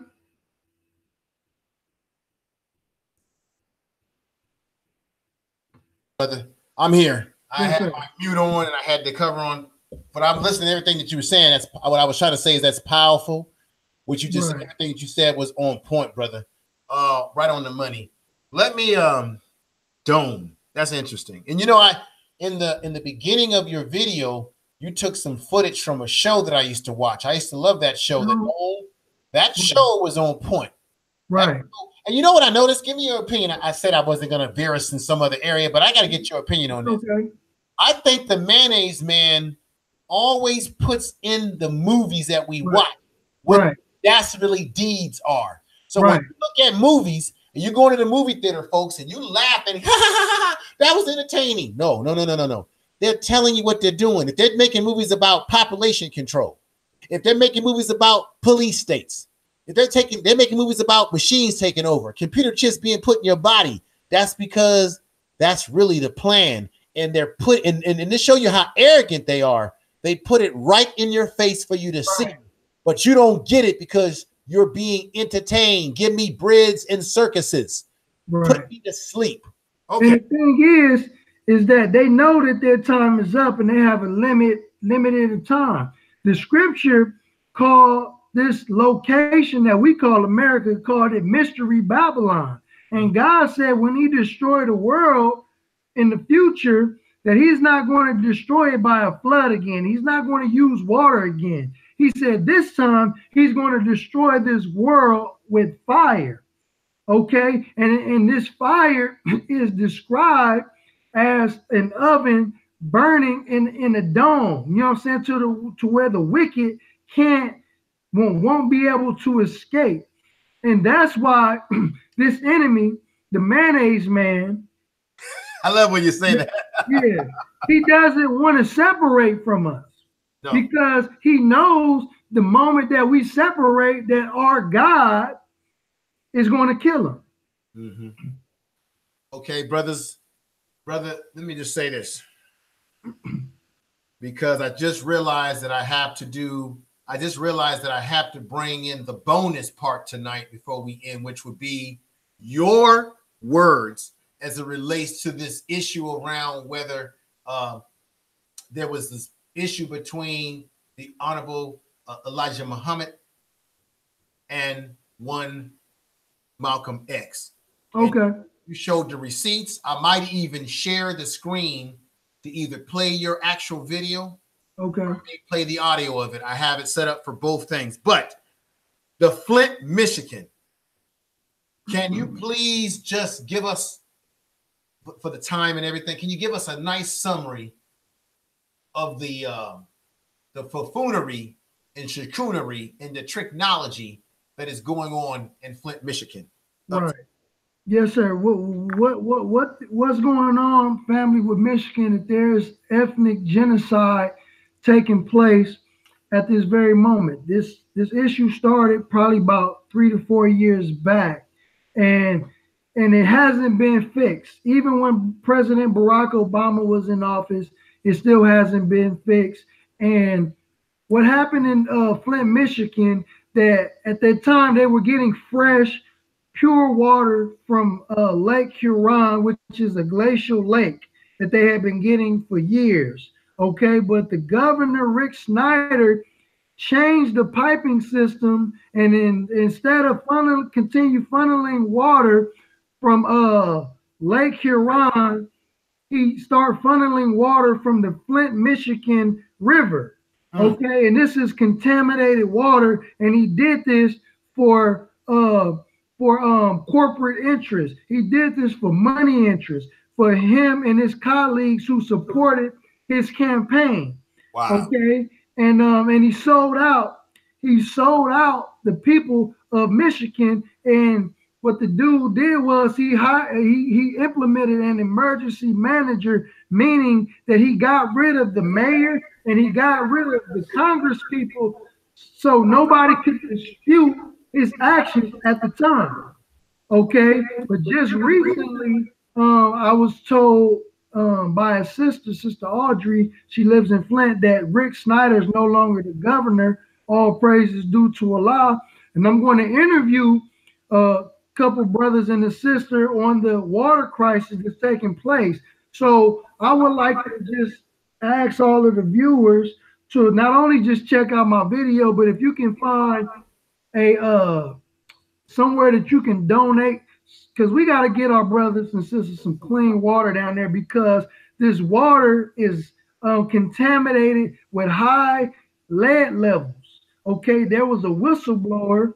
I can't think of the sister's name at this time, but they were trying to get the sister to cook the books to say that the water was safe to drink, but she denied.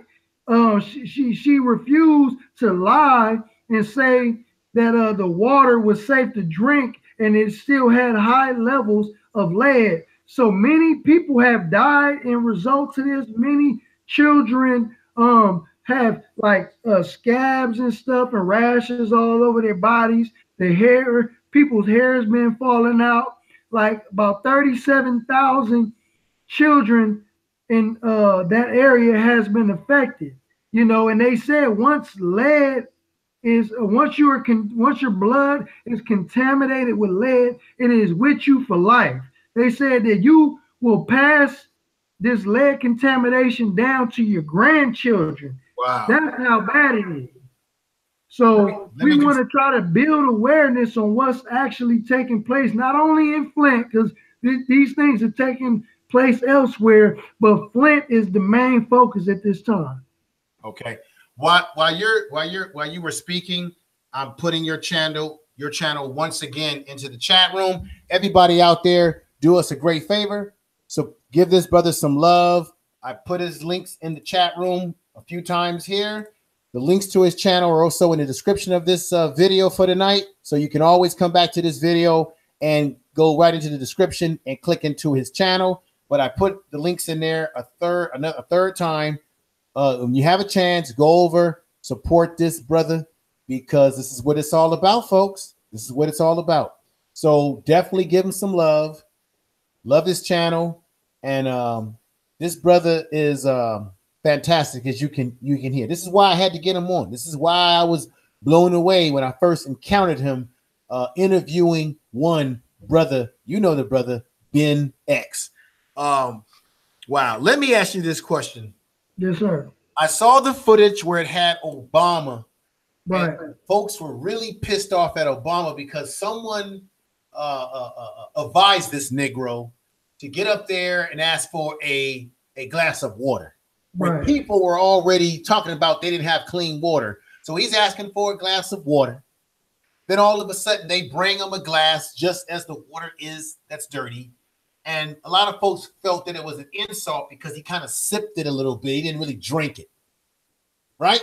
Right. Hey, but yet he kept saying, I just thought it was a bad, poor gesture. Right. My question, not to get too deep into Obama, because Obama is what he was and what he is, but where did Obama fail, and where did he win for black people, and where did he fail, if at all? Your brother, I will say this. The brother won for black people, because I will repeat what the minister said, that he gave black people, especially black children, hope that they can reach the heights and levels to a White House. They can dream big and actually accomplish what they dream to be. We can shoot for the stars and actually become successful. And I think that President Barack Obama was a symbol for that. Now, where I believe the brother fell is that when the brother was becoming president, he turned his back on his pastor first. That's the first man he turned his back on. And he also denounced and rejected the Honorable Minister Louis Farrakhan in the primaries against Hillary Clinton. So what he wanted to do was be not just black people's president, but he wanted to be the president of the United States, which we do. We understand that. We get it. We understand. Yes. But I mean, and he had a lot up against him when he was in office. We understand that he can't repair centuries of damage in 8 years. We get that. Okay.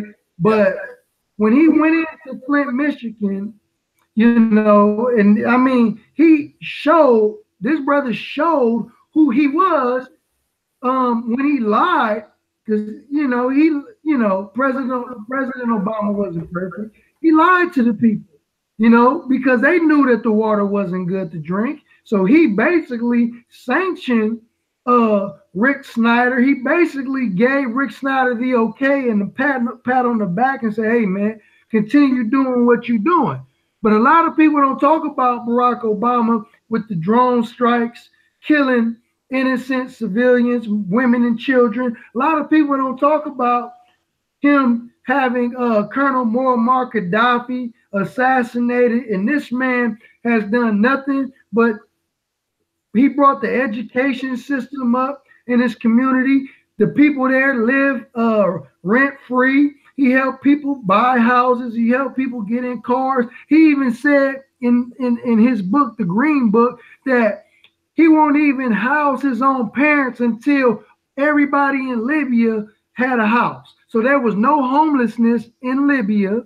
Okay, if you wanted an education, he will send you abroad, and Libya will pay for your education abroad. They had free education, free health care. But a lot of people don't talk about this, and Barack Obama had a lot to do with that. So he fell in some foreign policy aspects and some domestic, but he did the best he could, you know what I mean, with what he had. Okay. Let me go right ahead and take us into the next area. And this is the area of the state of hip hop.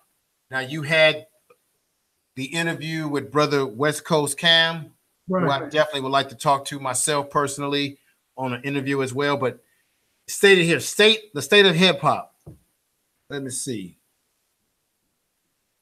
They're using the music to self-destroy through creating images that are destroying our youth, destroying black people. So the industry is making money and benefiting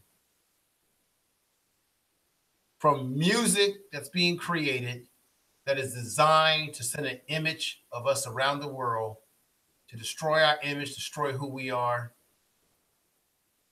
What are your thoughts? Yes, sir. And it's funny that you asked that question, beloved, because I'm a music artist. I've been an artist since I was young. Mm-hmm. And I actually at one point stopped doing the music because I had read an article in the Final Call newspaper from the Honorable Minister Louis Farrakhan. And he said that the reason why we have the music that we have today is because that at one point when you had the older rappers, when they was pushing the Enlightenment, brothers like Rakim, Big Daddy Kane, Public Enemy, and they were pushing a lot of positive music in our community. He said that the music and record executives had a meeting in Los Angeles to change the course that the music was going in the black community. So that was a part of the plan of these music execs, was to change the image of our culture on the music screen through music. Now we have videos like Shake Your Tail Feather. You know what I'm saying? And you know, Nelly, drop down and get your legal on. You know what I'm saying? You got brothers talking about killing each other, and you know what I'm saying? So yeah, you know, brother Cam was in the industry, and there have been many record executives trying to not only influence him but others around him to not push a positive message. And anybody that does try to come with a positive message, you won't get no airplay. And I give you a good example. I'll give you a good example. Just recently, brother LeBron James tweeted a quote out of a song by a young brother by the name of 21 Savage. And what he tweeted was these words: money long like the Jews, everything's kosher. Okay, and the Jews jumped all over LeBron James for that. So the brother came out and apologized. Okay, so I guess some Jews put some pressure on 21 Savage too, because he's the guy who wrote the song. 21 Savage is in an interview with Vlad TV. And he was asked, you know, about calling black women bitches in his song. And the brother responded like this. He said, you know, I don't really like calling black women bitches because, you know, my mama black. I don't really like calling them black bitches. Okay. But he said, but I'm going to keep doing it as long as they keep paying me. Since they paying me to do it, I'm going to keep calling them bitches.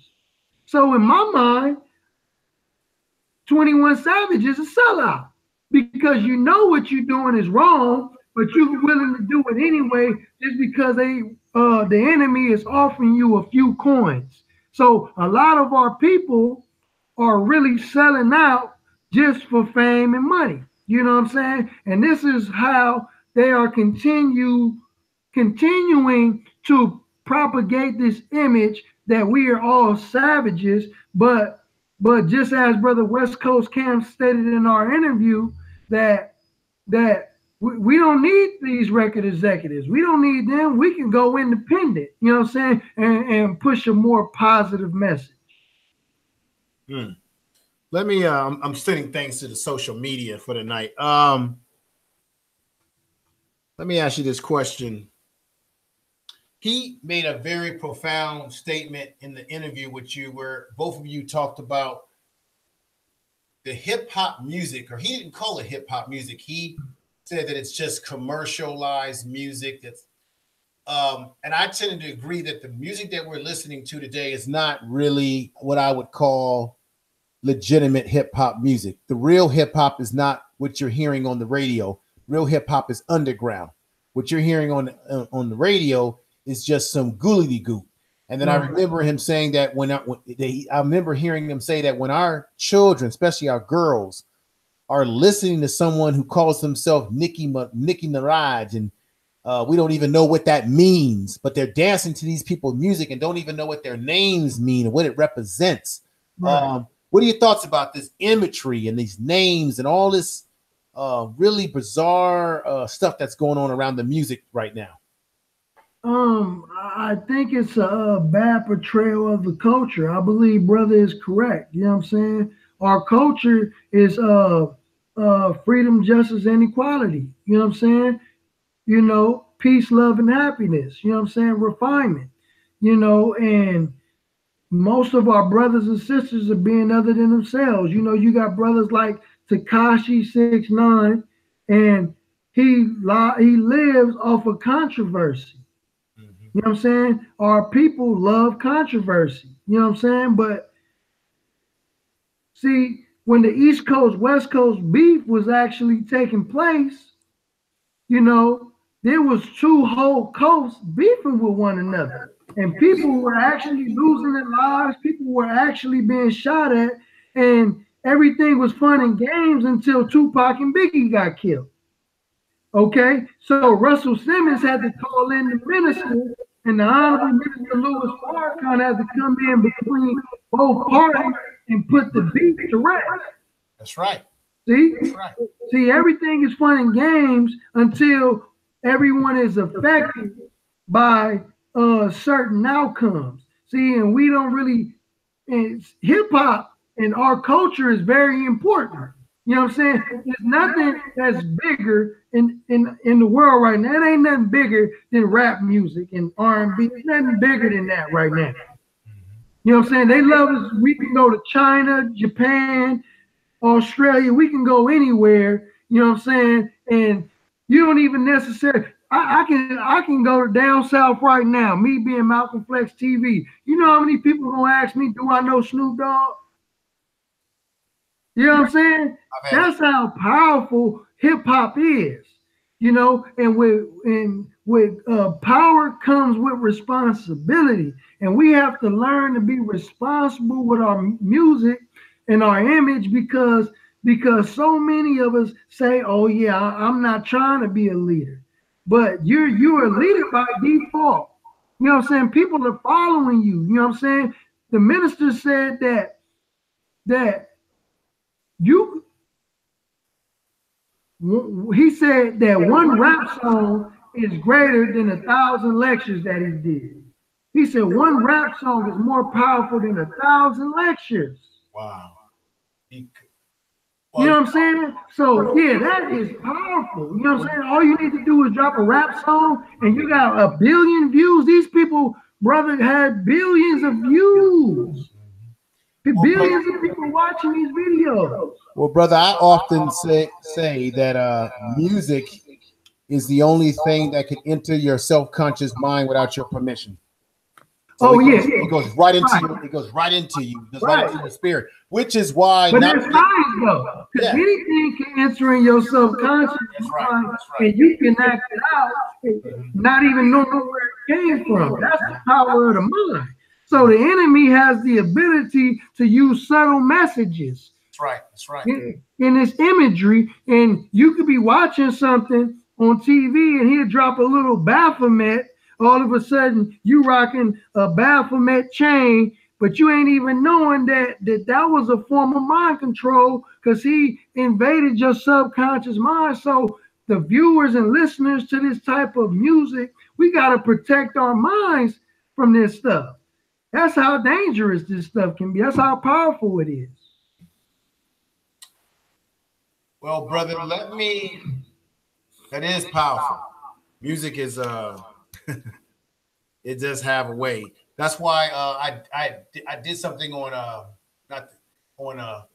R. Kelly, and I did say that one of the appeals that he had to why he was able to get away with what he did is because his music has such a hypnotic power over a lot of people, right? Every time he would get caught in his indiscretions, he would go and make an album. And what I think was deep about it is that, R. Kelly comes out of the church, or so he says. He uses sort of a gospel church type of tone to his music that we can all relate to, those of us that have come out of the church. Right. Time he gets caught in something, he'll sing a song about how he grew up hard. I've given my life to God. I believe I can fly. He'll do all these things to get into our mind, to get us to be sympathize with him, with this sort of born again overtone to his music. Then he mixed it in. He mixed it in with the sexual overtones. He's sort of all over the place with it. So and I think it has played very well on our people because so many of us have grown up in the Christian church with that same sort of story of coming from the dirt poor. And so when he gets to talking about that, it's almost like you self-consciously forgive R. Kelly for his indiscretions because he's saying things that you yourself can say, I did that too. I have failed, right? So those are some of the things I talked about. And that's how, and I think the power of music can actually get people in such a mood that you can almost forget the things that people were doing sometimes. Yeah, it has.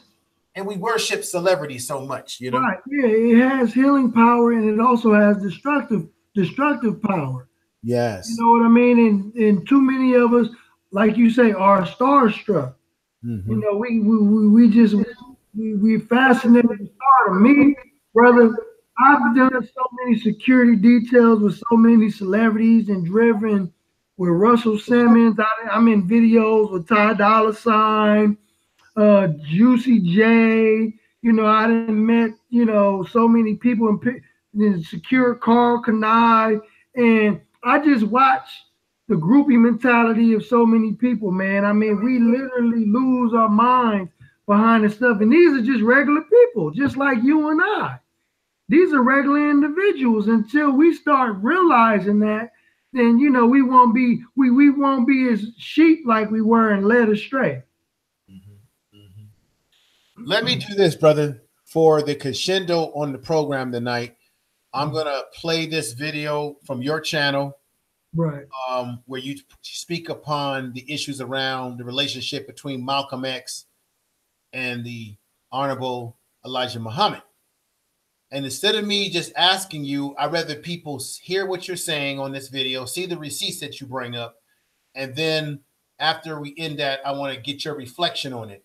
Now I'm gonna play not the whole thing from the beginning. I'm only gonna play the part where you go into playing Dr. Ben, and after Dr. Ben says what he needs to say about the issue, where he explains what was going on between this relationship, then I'm gonna go into the part where you put the clip up, and then at some point in time I'm gonna stop it so that we can go into discussion. Is that okay with you, brother? Yes, sir. Okay, so let me share my screen. I hope I get this right. Let me share my screen, and this should work out as soon as I can. There we go. And let me enlarge this so it takes over the whole screen. I hope it'll take over the whole screen. So I know this was a video that you did. I wish you got the other video. Oh, wow. Yeah, this video is cool too, but the other video has everything on there. But this is cool though. We can go with this one. Okay, I think I might not have. Wow, I wish I would have had. Okay, so I know this one was your rebuttal to one this Tommy character. But let me let me go ahead and play this. Hope all my volumes are loud enough for this. And here we go. Oops. Videos, you know, and they trying to cast doubt and suspicion for the people against the Nation of Islam, family. You know, I don't want this to be long. You know, I was just really testing the audio, but you know, I see that you checking in, so I am gonna drop some jewels on you right quick. I'm gonna drop some jewels on you right fast, dear family. So go ahead and check these clips out. You know what I'm saying? That we're gonna present real hardcore evidence for you, the viewers. So check out our brother Dr. Ben and revealing why Malcolm X was really upset with the Honorable Elijah Muhammad. Because if you have children, okay, and you have two children, okay, and one of them said, you know, Daddy Pookie broke the vase, okay, and you just go straight and just whoop your child without ever asking the child, you know, okay, how did the vase get broke? Why did you break the vase? Okay, so you're gonna when the truth finally come out that you know that the other child pushed Pookie into the vase and broke the vase, you're gonna feel like the other child basically lied to you because he or she withheld information that was valuable. Same thing that brother Malcolm X did. You know, he withheld information that was valuable to the people. So he never really told the people why he was upset with the Honorable Elijah Muhammad. But our brother Dr. Ben, may Allah be pleased with him, the late great Dr. Ben revealed that brother Malcolm X was really upset with the Honorable Elijah Muhammad over a sister named Sister Evelyn. She was definitely one of the Honorable Elijah Muhammad's secretaries, but she was dating brother Malcolm when Malcolm first came into the ranks, into the Nation of Islam. But instead of marrying Sister Evelyn, he ended up marrying Sister Betty Shabazz, and that devastated Sister Evelyn. So let me go ahead and show you some footage. Yes, it's like the Mormons. The Mormons can't be regular polygamists because the United States don't recognize two wives at the same time. But they're going to have church weddings. And they do have church weddings where I could marry you in the church, 3 women in the church. The state can't do nothing, but I can't marry 3 women in Utah from the state. Because the United States has said, by virtue of court decision, no polygamy. When Wallace said that Elijah had things in the portion, Malcolm's girlfriend, and she had gotten a child for his father. That's when the thing started. As to whether or not anything else happened, that's the first time, and it remained dominant in Malcolm's mind. That the minister had lost his trust. He had lost his trust in the minister when the minister did that. You forget not that. When Wallace said that Elijah had things in the portion, Malcolm's girlfriend, and she had gotten a child for his father. That's when the thing started. As to whether or not anything else happened, that's the first time, and it remained dominant in Malcolm's mind. That the minister had lost his trust. He had lost his trust in the minister when the minister did that. You forget not that. Assalamu alaikum. This is your brother Malcolm Flex, and we back with another exclusive. With this one, I just wanted to clear the name of the Honorable Elijah Muhammad and the Nation of Islam, because there's a lot of rumors going around, you know, that was inspired by the enemy, the FBI, the CIA, because there's a battle over the hearts and minds of the people. But we have these same pseudo scholars in the Black community going around repeating and regurgitating the same lies and propaganda that is told by our enemy concerning our dear brother Malcolm X, Honorable Elijah Muhammad, and the Nation of Islam.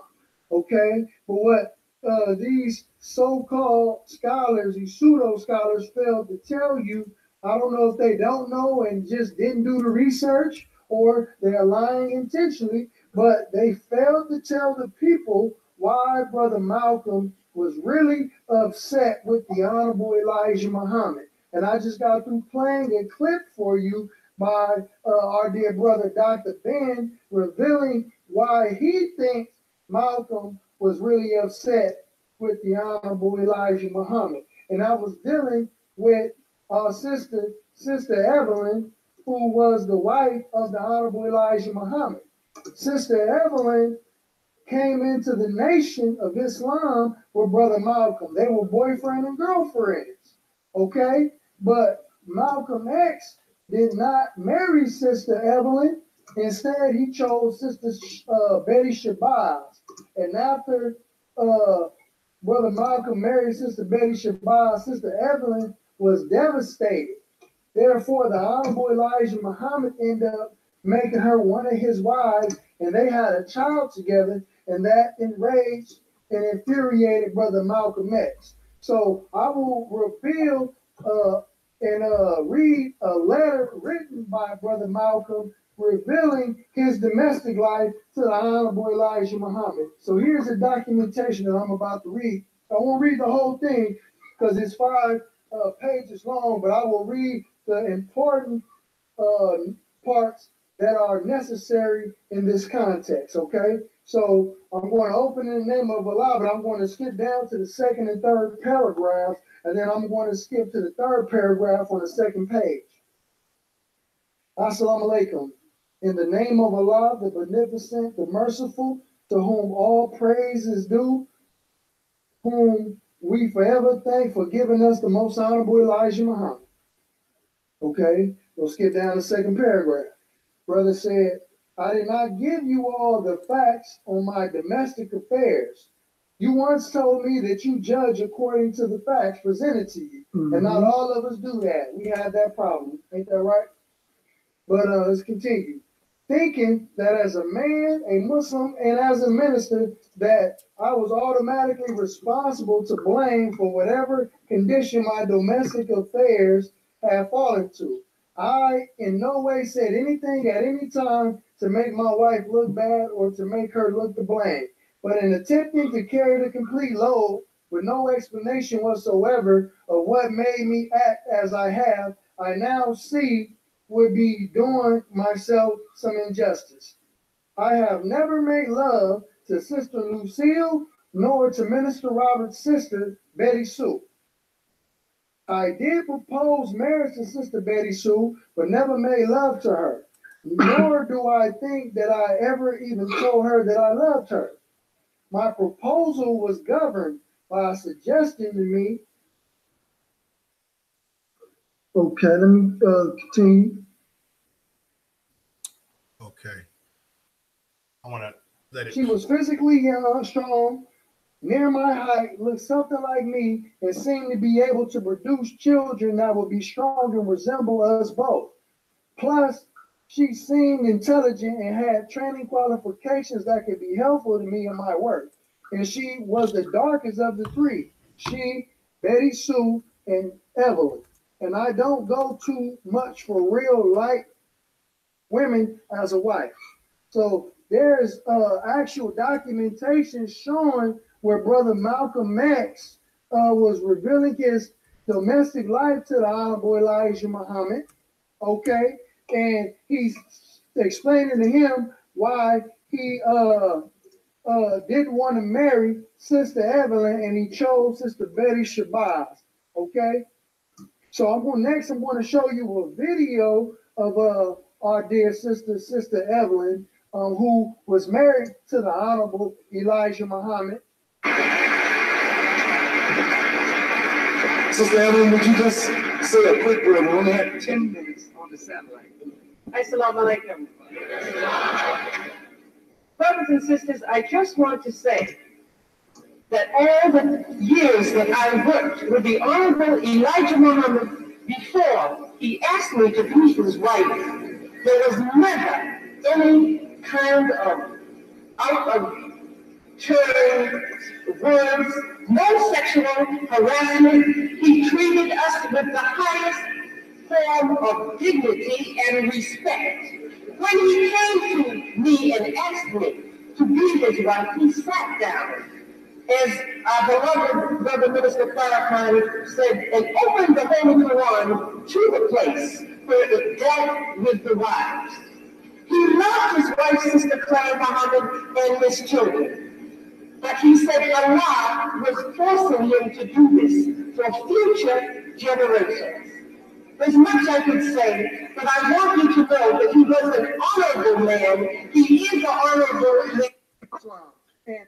So dear family, let me stop that. That sister was Sister Evelyn Muhammad. That was the sister whom our dear brother Malcolm came into the nation with. That was his girlfriend. So when, just as Dr. Ben was explaining, you know, when our dear brother chose Sister Betty Shabazz and married her over Sister Evelyn, she ended up marrying the Honorable Elijah Muhammad, and they had a child together. And that's what upset Brother Malcolm X. That's the information that the brother was withholding. That's what, you know, so I have an issue with people like Tommy Sotomayor who okay, let me go right back into the share, and let me stop that and come right back. So I think the video, brother, speaks for itself. You laid it out. And I have to be honest with you, when I first encountered the video, this is information that I was never really aware of. a lot of people are. Because most of what we've been taught to believe is that he had a falling out with the Honorable Elijah Muhammad due to some indiscretions with him being married to several females that were underage. And I don't want to get into all of that. I want to stay focused on this, but that is what we have been taught most of our lives, those of us who weren't there, of course. So that's why this information is very explosive, but it could be information that some people will be in denial and say, that ain't true, I don't believe that. Because people are going to paint the narrative that they want, because let's just be honest. When it comes to certain leaders like a Malcolm X, Dr. King, for example, Harriet Tubman, IDB Wells, some of the great sisters that we've had as well, we kind of hold these people in a high esteem, right? Just like we hold Minister Louis Farrakhan to a high esteem, right? Right. Even the Honorable Minister Louis Farrakhan has stated himself that he realizes that he was 17, he was very young when he made statements in which he felt that he might have contributed to the atmosphere at that time. I think he was a little older than 17. Okay, let me. I stand corrected. Right. But this is my point that I'm trying to make respectfully. The Honorable Louis Farrakhan admitted that he was a young man, and he looked up to the Honorable Elijah Muhammad. And so when he heard Malcolm X say these words or do whatever he did, it was like a betrayal. Now, I'm not quoting the Honorable Louis Farrakhan correctly, but I do remember him saying some things about how he was disappointed because he looked up to Malcolm X. Is any of what I'm saying has any truth in terms of him speaking upon his disappointment and Malcolm X? Okay, but I want to tread very gently here in terms of the fact that when you look up to someone like I do, Malcolm X, it's kind of hard for you to hear information that's contrary to what you've been conditioned to hearing most of your life. Would you agree with that? Yes, sir. And so it was very hard for me to listen to the video, but I have an open enough mind, and I hope other people listening out there, I had an open enough mind to realize that there's always a second story. There's his story, there's her story, there's all sort of stories. There's always two sides to a story. There's always different perspectives. And this is one that we just did not know about. So how do we reconcile this, brother? Well, learning the truth. Because when the truth is absent, we can never truly come to terms to what happened. But if we only giving Brother Malcolm's side of the story and never, ever hear the Honorable Elijah Muhammad's side of the story, then there is no justice. Just like that, and that's why I gave the example in the video when you have two children, okay, in your house, and one breaks something, and the other one says, "Ooh, you know, such and such broke the glass jar," and then you just quickly go and spank the child that you know who broke the glass jar, but you never understand how. You never ask the child, how did the glass jar get broken? Exactly. So when you ask another child, well, how did you know such and such break the glass jar? Oh, I pushed him.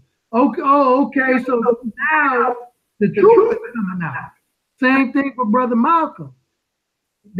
He had valuable information to why he was really upset with the Honorable Elijah Muhammad in the first place that he never shared with the world.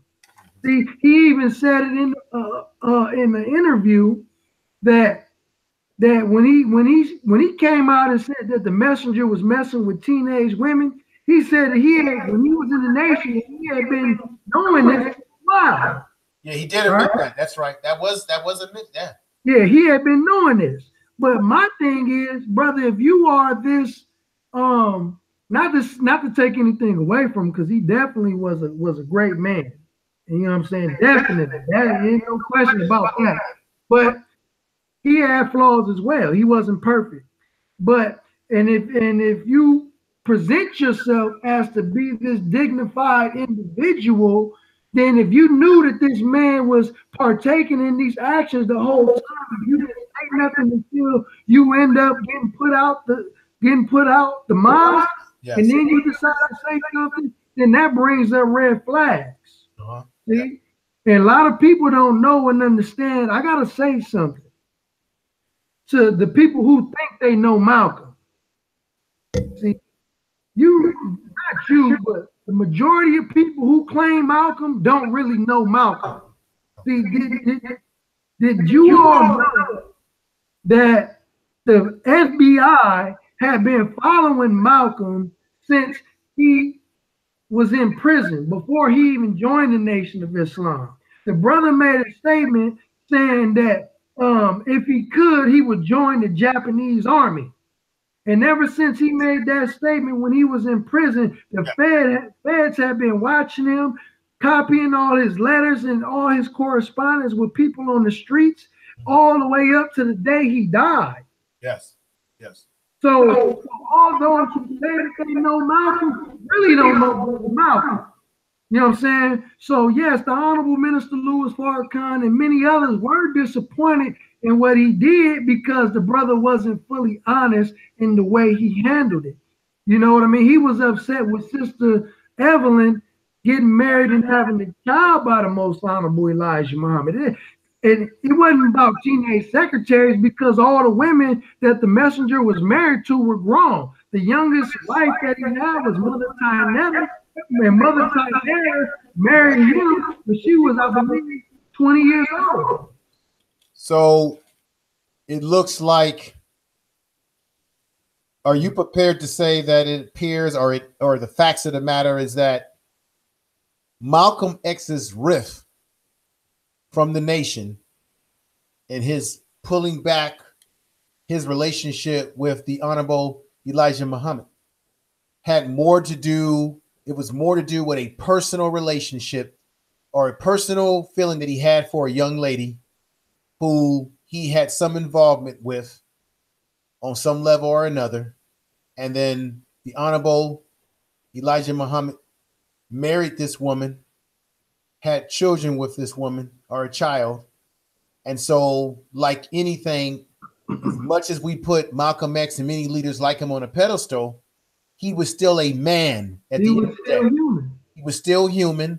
And like any man, he had, I hate to use this term, there was some jealousy or some envy of the fact that his teacher had coveted a woman that at some point in time he had coveted as well. Would that be correct? Yes, sir. That would be correct. And there were several. Okay. See, after the messenger married Sister Evelyn, he already didn't like that. Okay, like, well, dang, you got with somebody that I used to be with, and you got more than one wife. You know, I'm really not feeling that. You know what I'm saying? But there are other factors, because what the COMMENT did, the FBI did, is they admitted to driving the wedge between the Honorable Elijah Muhammad and the Honorable Minister Louis Farrakhan greater than what it was. So when Wharf Dean Muhammad, the Honorable Muhammad's son, was the one who approached Malcolm and told Malcolm X what his father was doing. But why did Wharf Dean Muhammad do that? He did it, beloved, because he was upset that the messenger was taking on more than one wife, because Wharf Dean Muhammad's mother was Claire Muhammad, the messenger's first wife. So yeah, he was upset with his father for taking on more wives. So one thing that people have to understand is that we got to understand people's motives and why they do what they do what they do. What was Wharf Dean Muhammad's motive? Okay, his motive was to drive a wedge between Elijah Muhammad and Malcolm X.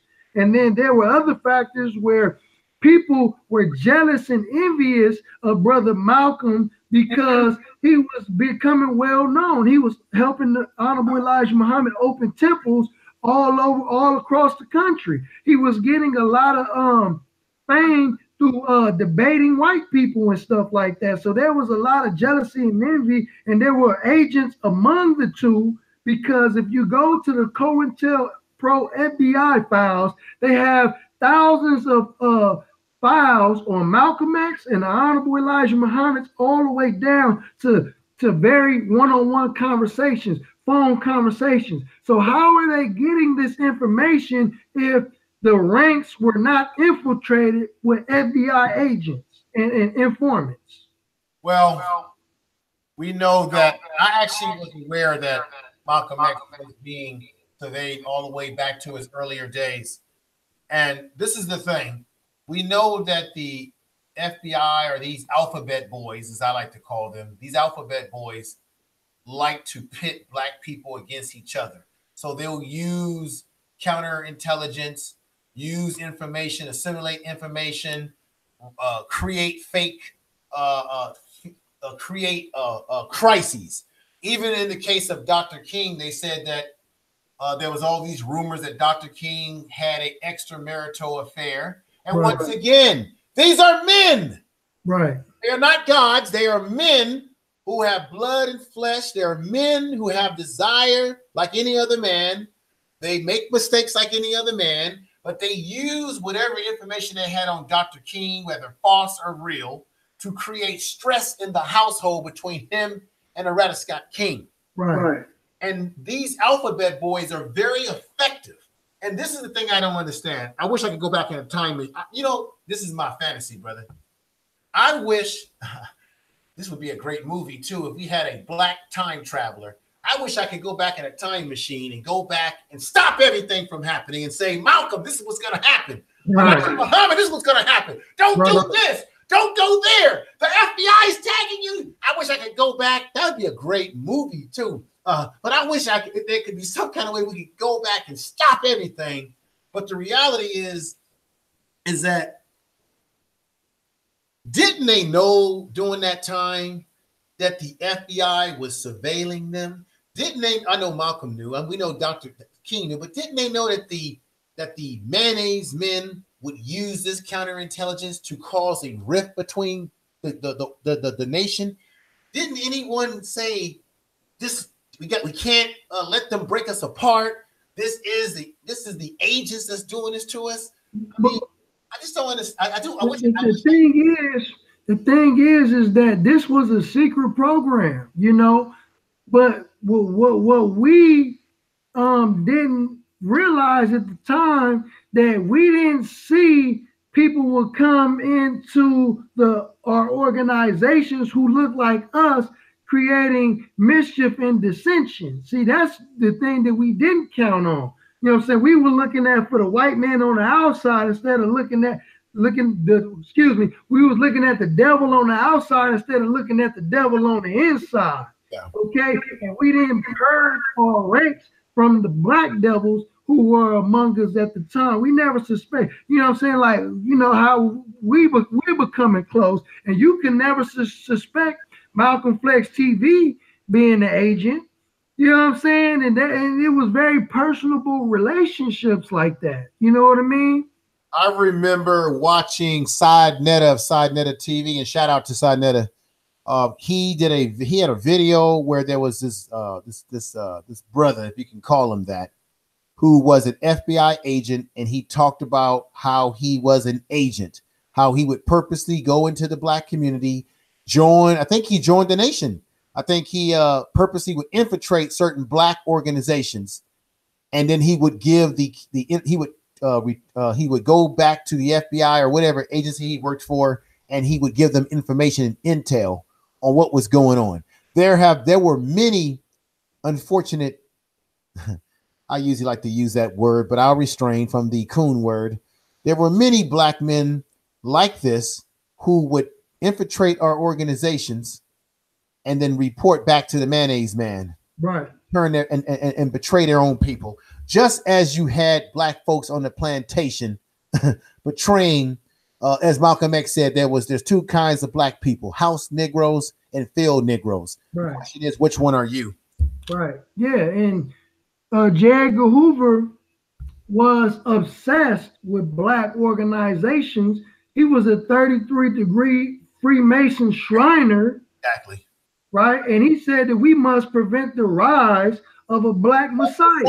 That's right. And he was identifying people who he can knock off, who could electrify the people. Mm-hmm. Okay? And that's what our people were dealing with at the time, but now they revamped it and they're calling us black identity extremists. See, now they've updated an old program. You know what I mean? But yeah, our dear brother, we love the brother, brother Malcolm X, but I know that the brother wasn't totally honest on why he was really upset with the Honorable Elijah Muhammad. And the brother played into all the madness that was actually taking place at the time. He played into it, man. And you know, and you know, and what happened, you know, with the feds and the enemy ultimately murdering our brother.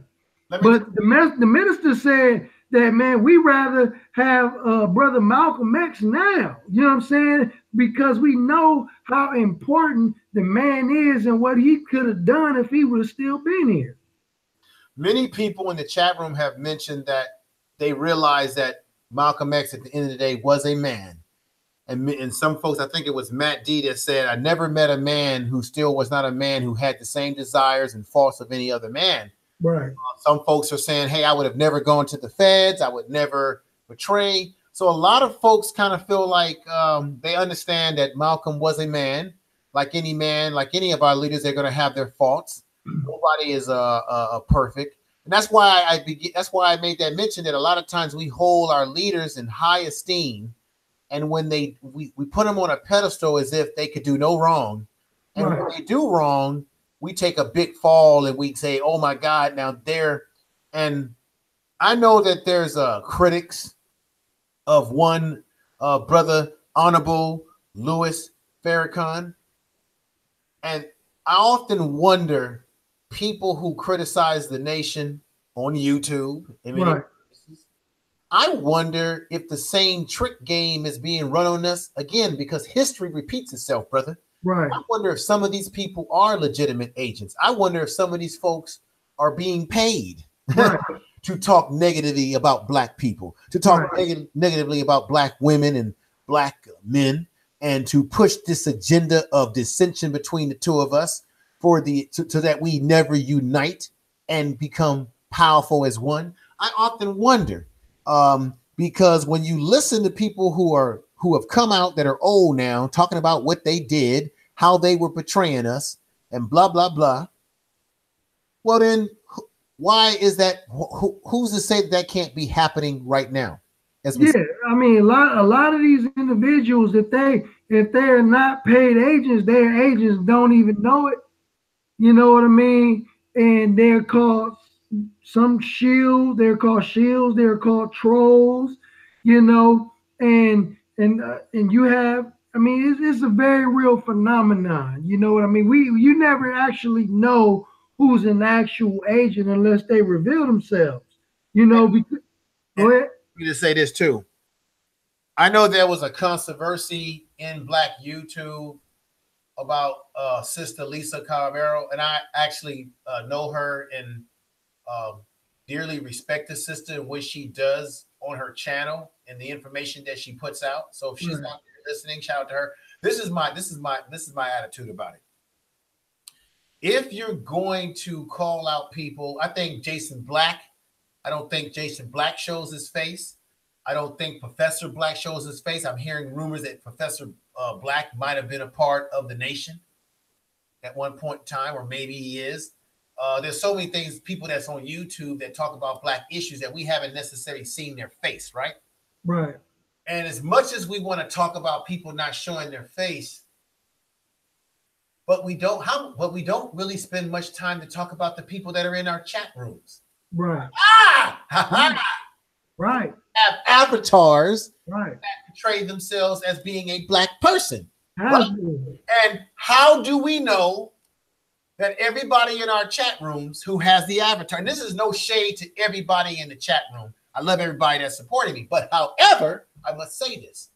How do we know that the people that are in our chat rooms with the avatars are really black people?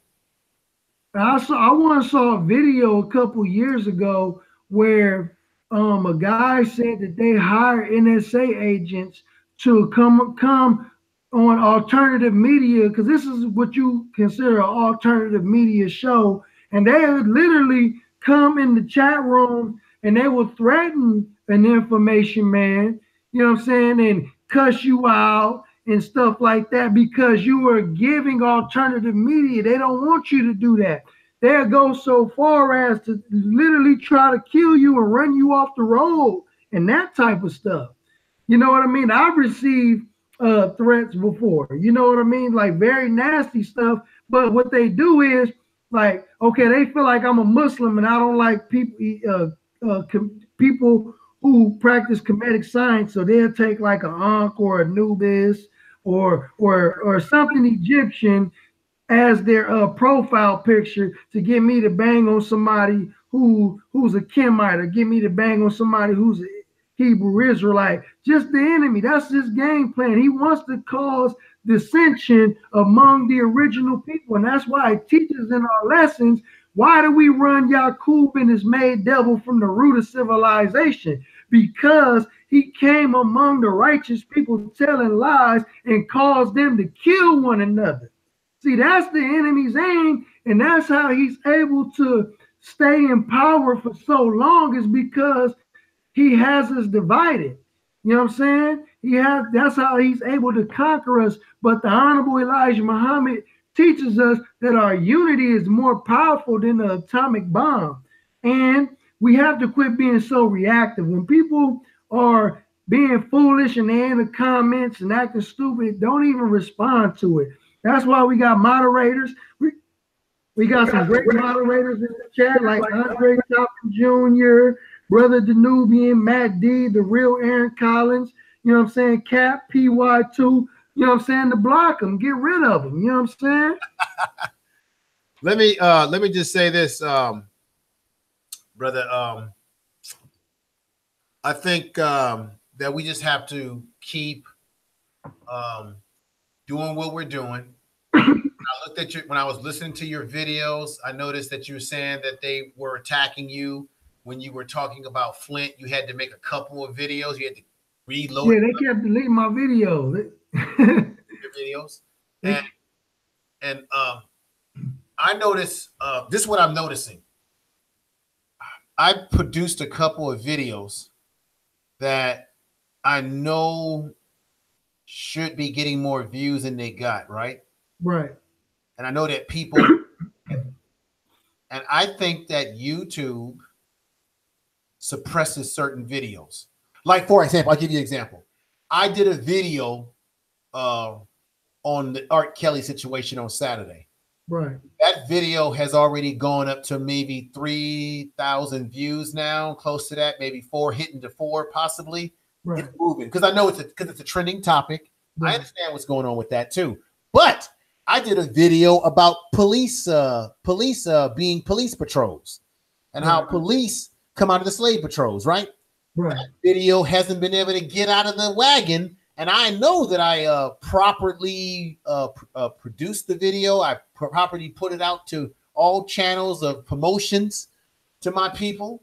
And I've heard people, other Black YouTubers, say that they believe that there's something going on weird with the YouTube algorithm, that when there's something that you produce that they don't like, they will do something to suppress your numbers. Right. And then there's certain videos. So like if I'm doing a video where I'm talking about R. Kelly, that's exploding. Right. But if I'm doing a video such as what we're doing tonight with this, they can say to themselves, uh-oh, them Negroes is putting out too much information. So no matter what that Negro does to viral that video, we're going to suppress the numbers. Right. You understand what I'm saying, brother? Yes, sir. Yeah, because, beloved, we have the speech police. Okay, and a lot of people don't know that the directors and the creators of YouTube, Facebook, Google, all met with the foreign ministry of Israel Okay, and what they do is they have the Hasbro project, and they want to suppress any information or speech that is anti-Israel. You know what I mean? Anything that is conscious, you know, they want to suppress it. You know what I'm saying? They want to take it down. They don't want people to see this type of stuff. The ADL even created a system called the hate. It's called the Online Hate Index. And what it does is it targets videos that may have what they consider hate speech. So if you get to talking about the white man or the white man is the devil, I seen it the other day. Brother posted white man is the devil on Facebook. He just posted it just to test to see what's gonna happen. And his Facebook page was suspended. Okay, because according to community guidelines, is considered hate speech. They did Brother Ben X the same way. They deleted his whole YouTube channel, said that it violated their community guidelines of hate speech, but never told the brother where he had committed the violation in the first place. But he was accused of hate speech. So we are dealing with a system who is trying to police our speech on their public platforms, but don't really have any grounds for why they do what they do. But they do it because they have the power to do it because we are on their platform. Okay. Brother, let me ask you something. Are you familiar with Black Junction TV? Yes, sir. I did an interview with Brother Youssef, the owner and operator of the platform, and I know he has it set up where you can take links from your channel from your YouTube, and you can put links right into his platform. At the same time, you can upload material straight to his platform. Well, that's wonderful. When I interviewed him, many people were asking him, when are you going to get the live streaming on Black Junction TV? He said, well, it takes a lot of bandwidth. I'm not taking corporate money. And the reason why I don't want to take corporate money, because I know once you take their money, they can control what you say, just like YouTube can. One of the things that bothers me is when it comes to Black people, our people, we seem to be very impatient with one another. I've been telling people to get over there, get a channel over there, support the brother. I give the brother about $10 a month because I have a premium membership on his platform. Now, you can load stuff up for free. Yes, you can. But I feel that it's important to support Black business, and I want to see it become what it can become great. Now, will it become what YouTube is right now with all the infrastructure like that right now? No, it's going to take time. But I always say that Black people on YouTube, we have contributed to making YouTube what it is. Right. And whether our videos get monetized or not, YouTube is still making money off of us. Right. If we got Super Chat, they take 30% from you, right? Another thing that I don't seem to understand with our people is that I personally don't think it's anything wrong if I have a channel. I don't think it's anything wrong if my channel gets monetized and I make I get Super Chat, or if someone wants to donate to me. I don't see what's wrong with that when we don't have a problem with giving Netflix our money. Do Black folks own Netflix? No. We give Viacom cable or Comcast cable our money. Do we own that? No. We go to the movie theaters to see movies and give our money to the movie companies in Hollywood. Do we own that? No. Right. We'll go to a Burger King. I don't eat beef and I don't eat pork, but we go to Burger Kings and we go to grocery stores and we give them our money. But if a Black man is giving you if I'm giving you something for your money, right? If I'm giving you knowledge, and let's say I'm not on here saying, give me money, you give me money. If I'm not even saying to you, give me anything, but you decide to give me some Super Chat, and I'm thankful for that. If you decide to send me a donation that I didn't demand you to give me because you appreciate my work, what's the difference between that and you having a subscription to Netflix where you pay them $20 and $16 a month? and that money goes to someone who doesn't look like you, who's not even giving you content 9 out of 10 times, Right. that's for your better good. What are your, before we end tonight, then what I said may not be popular to people, but what are your thoughts about that? Yes, sir. You know, in the supreme wisdom, it asks us, why do you love the devil? Answer, because he gives you nothing. You know, black people, we are programmed. You know, we think that the white man's ice is better. You know what I'm saying? We think that the white man's milk is better. You know what I'm saying? Yeah, everything that the white man provides us is better than what we can provide one another. You know, and I think that we can do a better job at what he do if we had the money that was backing whatever it is that we trying to do. You know, if we pool our resources, okay, and we spend more with black businesses. See, and that's what the Honorable Minister Louis Farrakhan, when he said boycott their businesses, that's what he meant by justice or else. Let's take our money from them and let's circulate the money in the black community so we can rebuild another Black Wall Street. He said that the money in the black community, the dollar only circulates 6 hours in the black community and it goes out of the community. Yeah. But he said the Jews, he said the reason why they're so wealthy is because $1 circulates in their community like 23 times. Okay? You know, so we have a problem with wanting to spend with other black businesses, just as Brother Nuri Muhammad once said. He said that you go to a black establishment, a black fish market, and you order some fish and they short you one hush puppy. That was the deciding factor for you to not ever go back to that establishment and support your people. He called that mentality not negativity, he called it negativity. You know what I'm saying? We become very niggerish, you know what I'm saying, when it comes to spending with one another. You know what I'm saying? But we run to Walmart, we run to Nike, we run to all these different other places instead of spending with our own people. And we just got to get out of mentality because we are the poorest, wealthiest nation on the planet. Why do I say that? With a spending power of $1 trillion, some nations don't even have that type of spending ability, but because we are a consumer nation, we don't produce anything, and those who produce things, we don't support them, so we have become a consumer nation, and all of the other nations are leeching off of us. You know what I'm saying? We are the breast of all the other nations to where they can come and they can feed off of us, just as Jesus said in the scripture.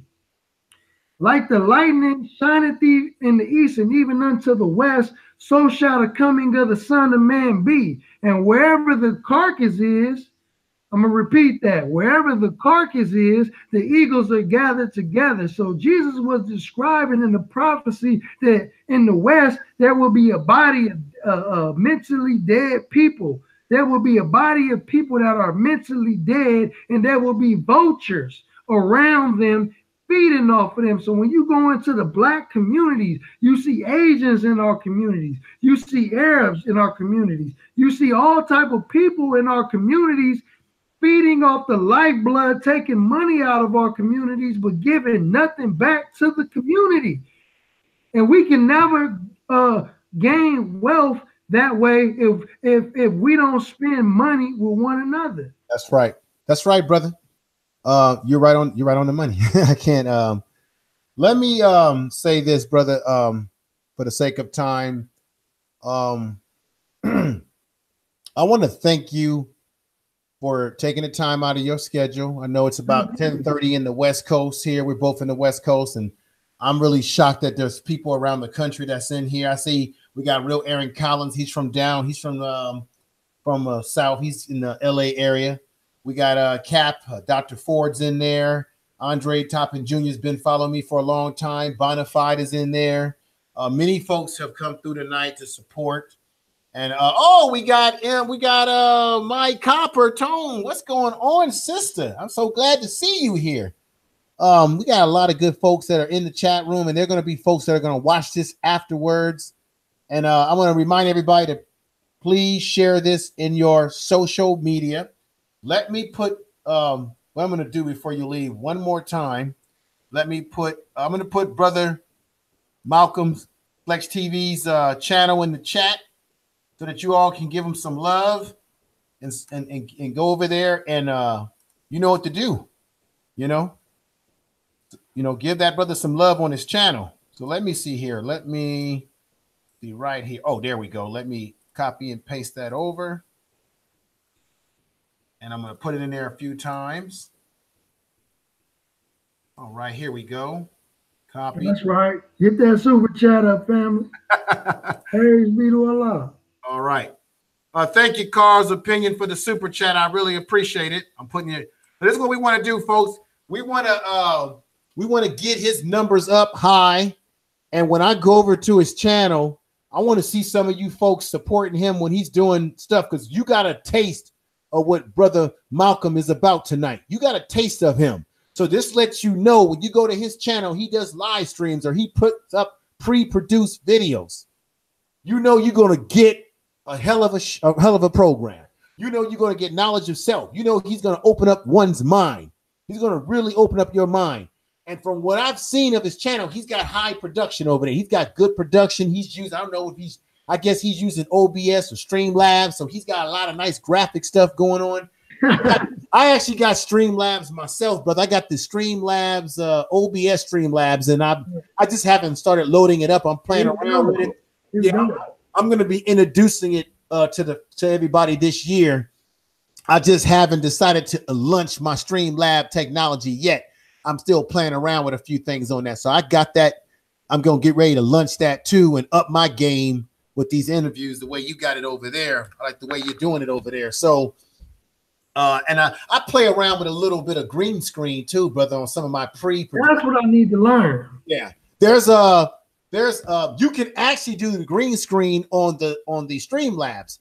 So I got to start using that on my Streamlabs, but I know how to use, I know how to create pre-produced videos with the green screen. And I noticed that you had a KinMaster that you were using or something that you didn't produce on the KinMaster. Right. There's a way that you can create a green screen. Somebody showed me at work one day. All you got to do is get your green material. I ordered from Amazon a green material for the background. Right. Once you know how to manipulate the KinMaster, because I have the KinMaster, I have a Chrome's book, so I can actually download it to a Chrome's book, and I can pull up my KinMaster and edit on there, and I can create these green screen images. And I also got a Pro Director on the computer software. Right. That allows me to do the Power Director. It's called Power Director, but the one that they have it on your phone, but I actually have the one. I got that, but I also have the Power Director on my computer. Okay. That will allow you to do green screen. It'll also allow you to do like when you share the screen, you put your image on the screen, like what I see you doing. I could actually do that with that Power Director PC that I have, but I just have not utilized it yet. But I am. I have a lot of surprises for the coming year for the folks that are watching. Right. But I want everybody to get over there and support his channel. I bet his numbers need to go up.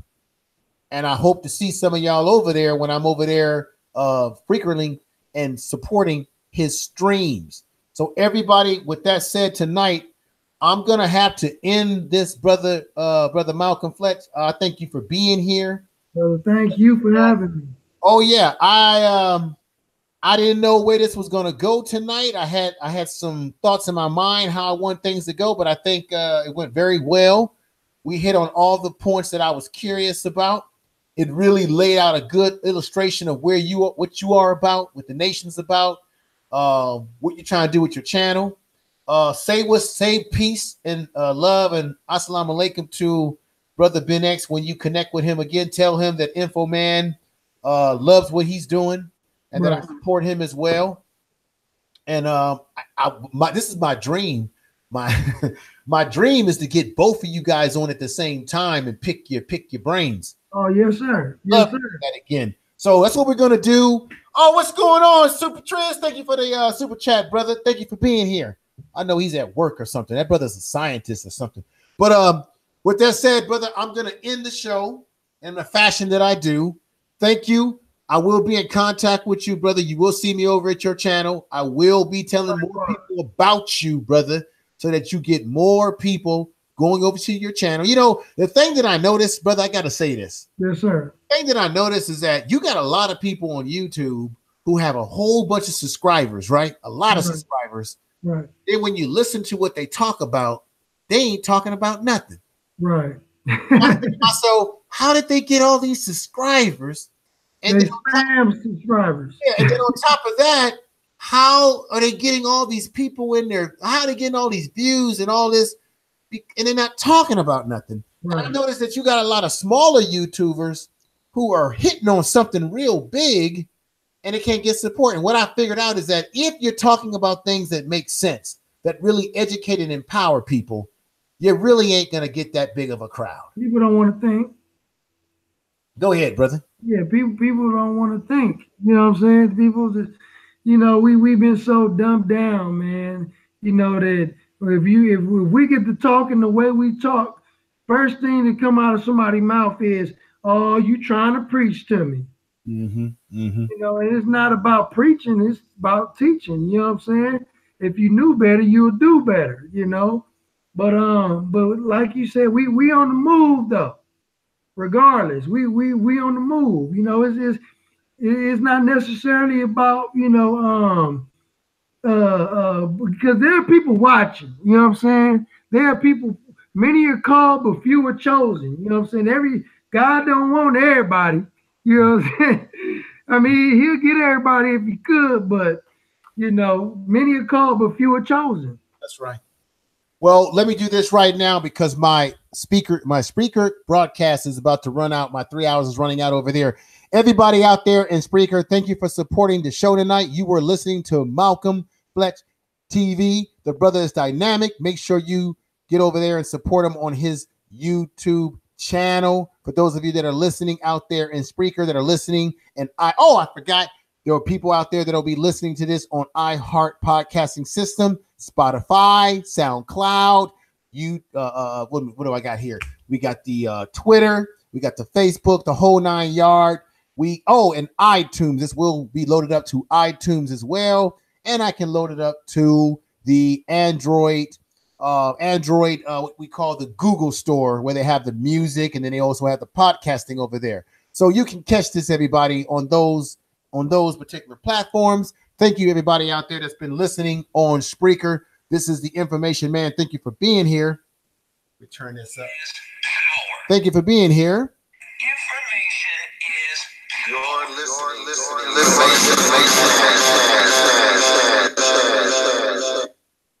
All right. Okay, that ends my actual podcast broadcast. I had to shut that down because we're hitting on all cylinders tonight. And let me begin. With that said, brother, do you have any last words, Brother Malcolm, before I hit my music here and in the YouTube broadcast? Yes, sir, family. I would like to thank all the viewers for joining in with myself and Brother Information Man. And I like to, as I always do in my videos, I like to shout out, you know, all the other Black YouTube content creators, you know, Brother Netacare, Brother Ben X, Information Man Show, Fly Nubian Queens, and many more. You know, go and support Black YouTube content creators, you know, and family, let's continue to uplift, empower, educate, you know, and be positive and not, you know, indulge into any of the madness, any of the negativity, and let's support our brothers. Information Man Show, and always tune in and log in to whatever brother got going in. Just tap in, share his videos, like his videos, and also I should be interviewing a couple of brothers and a sister about the Flint, Michigan crisis in the near future as well, family. I just been working on a couple different projects.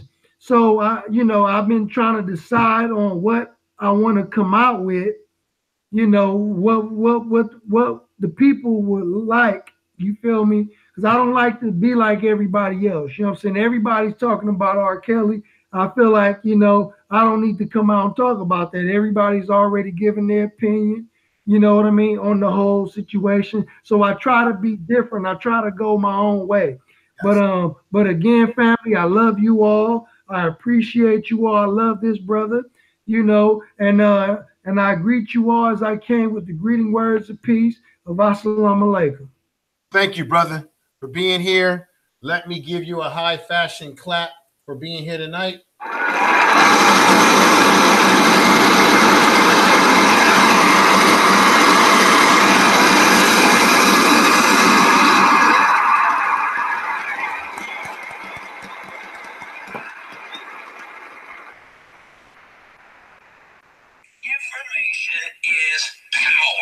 Thank you, brother. Everybody out there in the chat room, thank you. Everybody that's listening, support the brother's channel. Give him some love. Thank you for being here. I'm going to play my music, and you know how I always end, so it's not over yet. I'm going to give you that last little saying that I always do, but here's a little bit of music.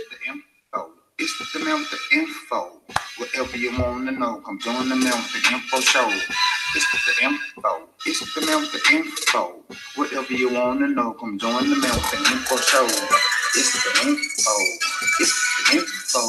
Whatever you want to know, come join the man with the info show. It's the info.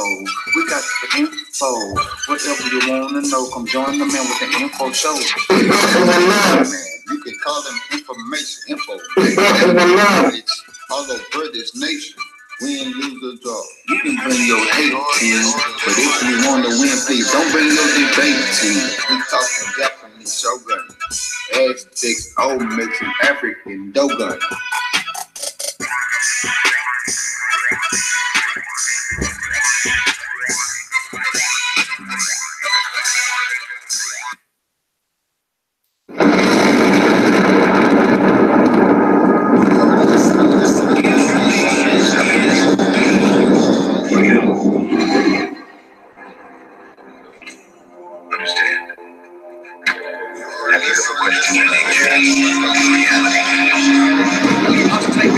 Into our own hands. Tell us what you think of your world. What do you think of the guests?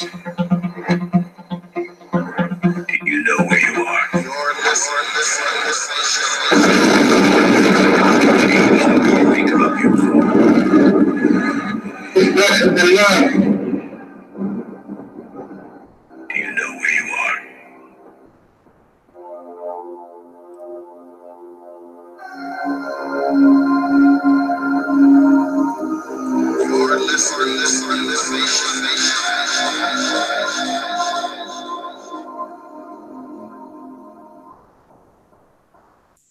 Everybody out there, thank you for listening to the program tonight.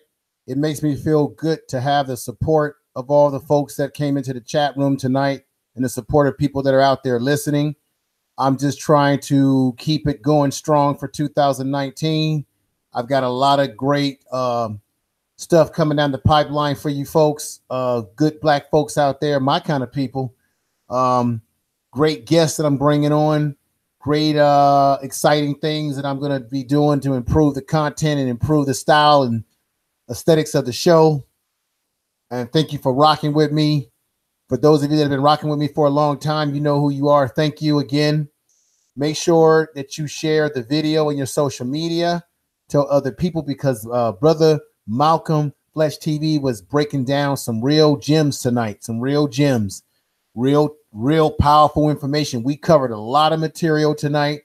I think the where we talked about Malcolm X and the whole issue around that, I think that was very, very powerful information that many of us may have known about and may not have known about. So with that said, I'm going to put an end to the broadcast. you will probably see me back on the upcoming weekend. Who knows what's going to happen? You just never know. You'll probably see me on some live stream somewhere on someone else's channel.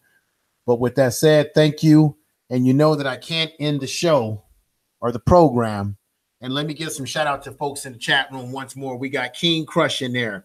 We got Brother Duvian. We got Dr. Ford. We got JB Omega. We got Taylor Green. We got My Copper Tone, Willie Haired, Sister Beautiful, Beautiful.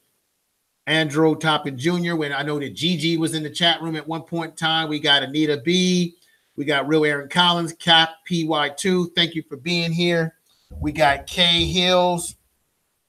We got Bonafide 1970. Thank you for being here.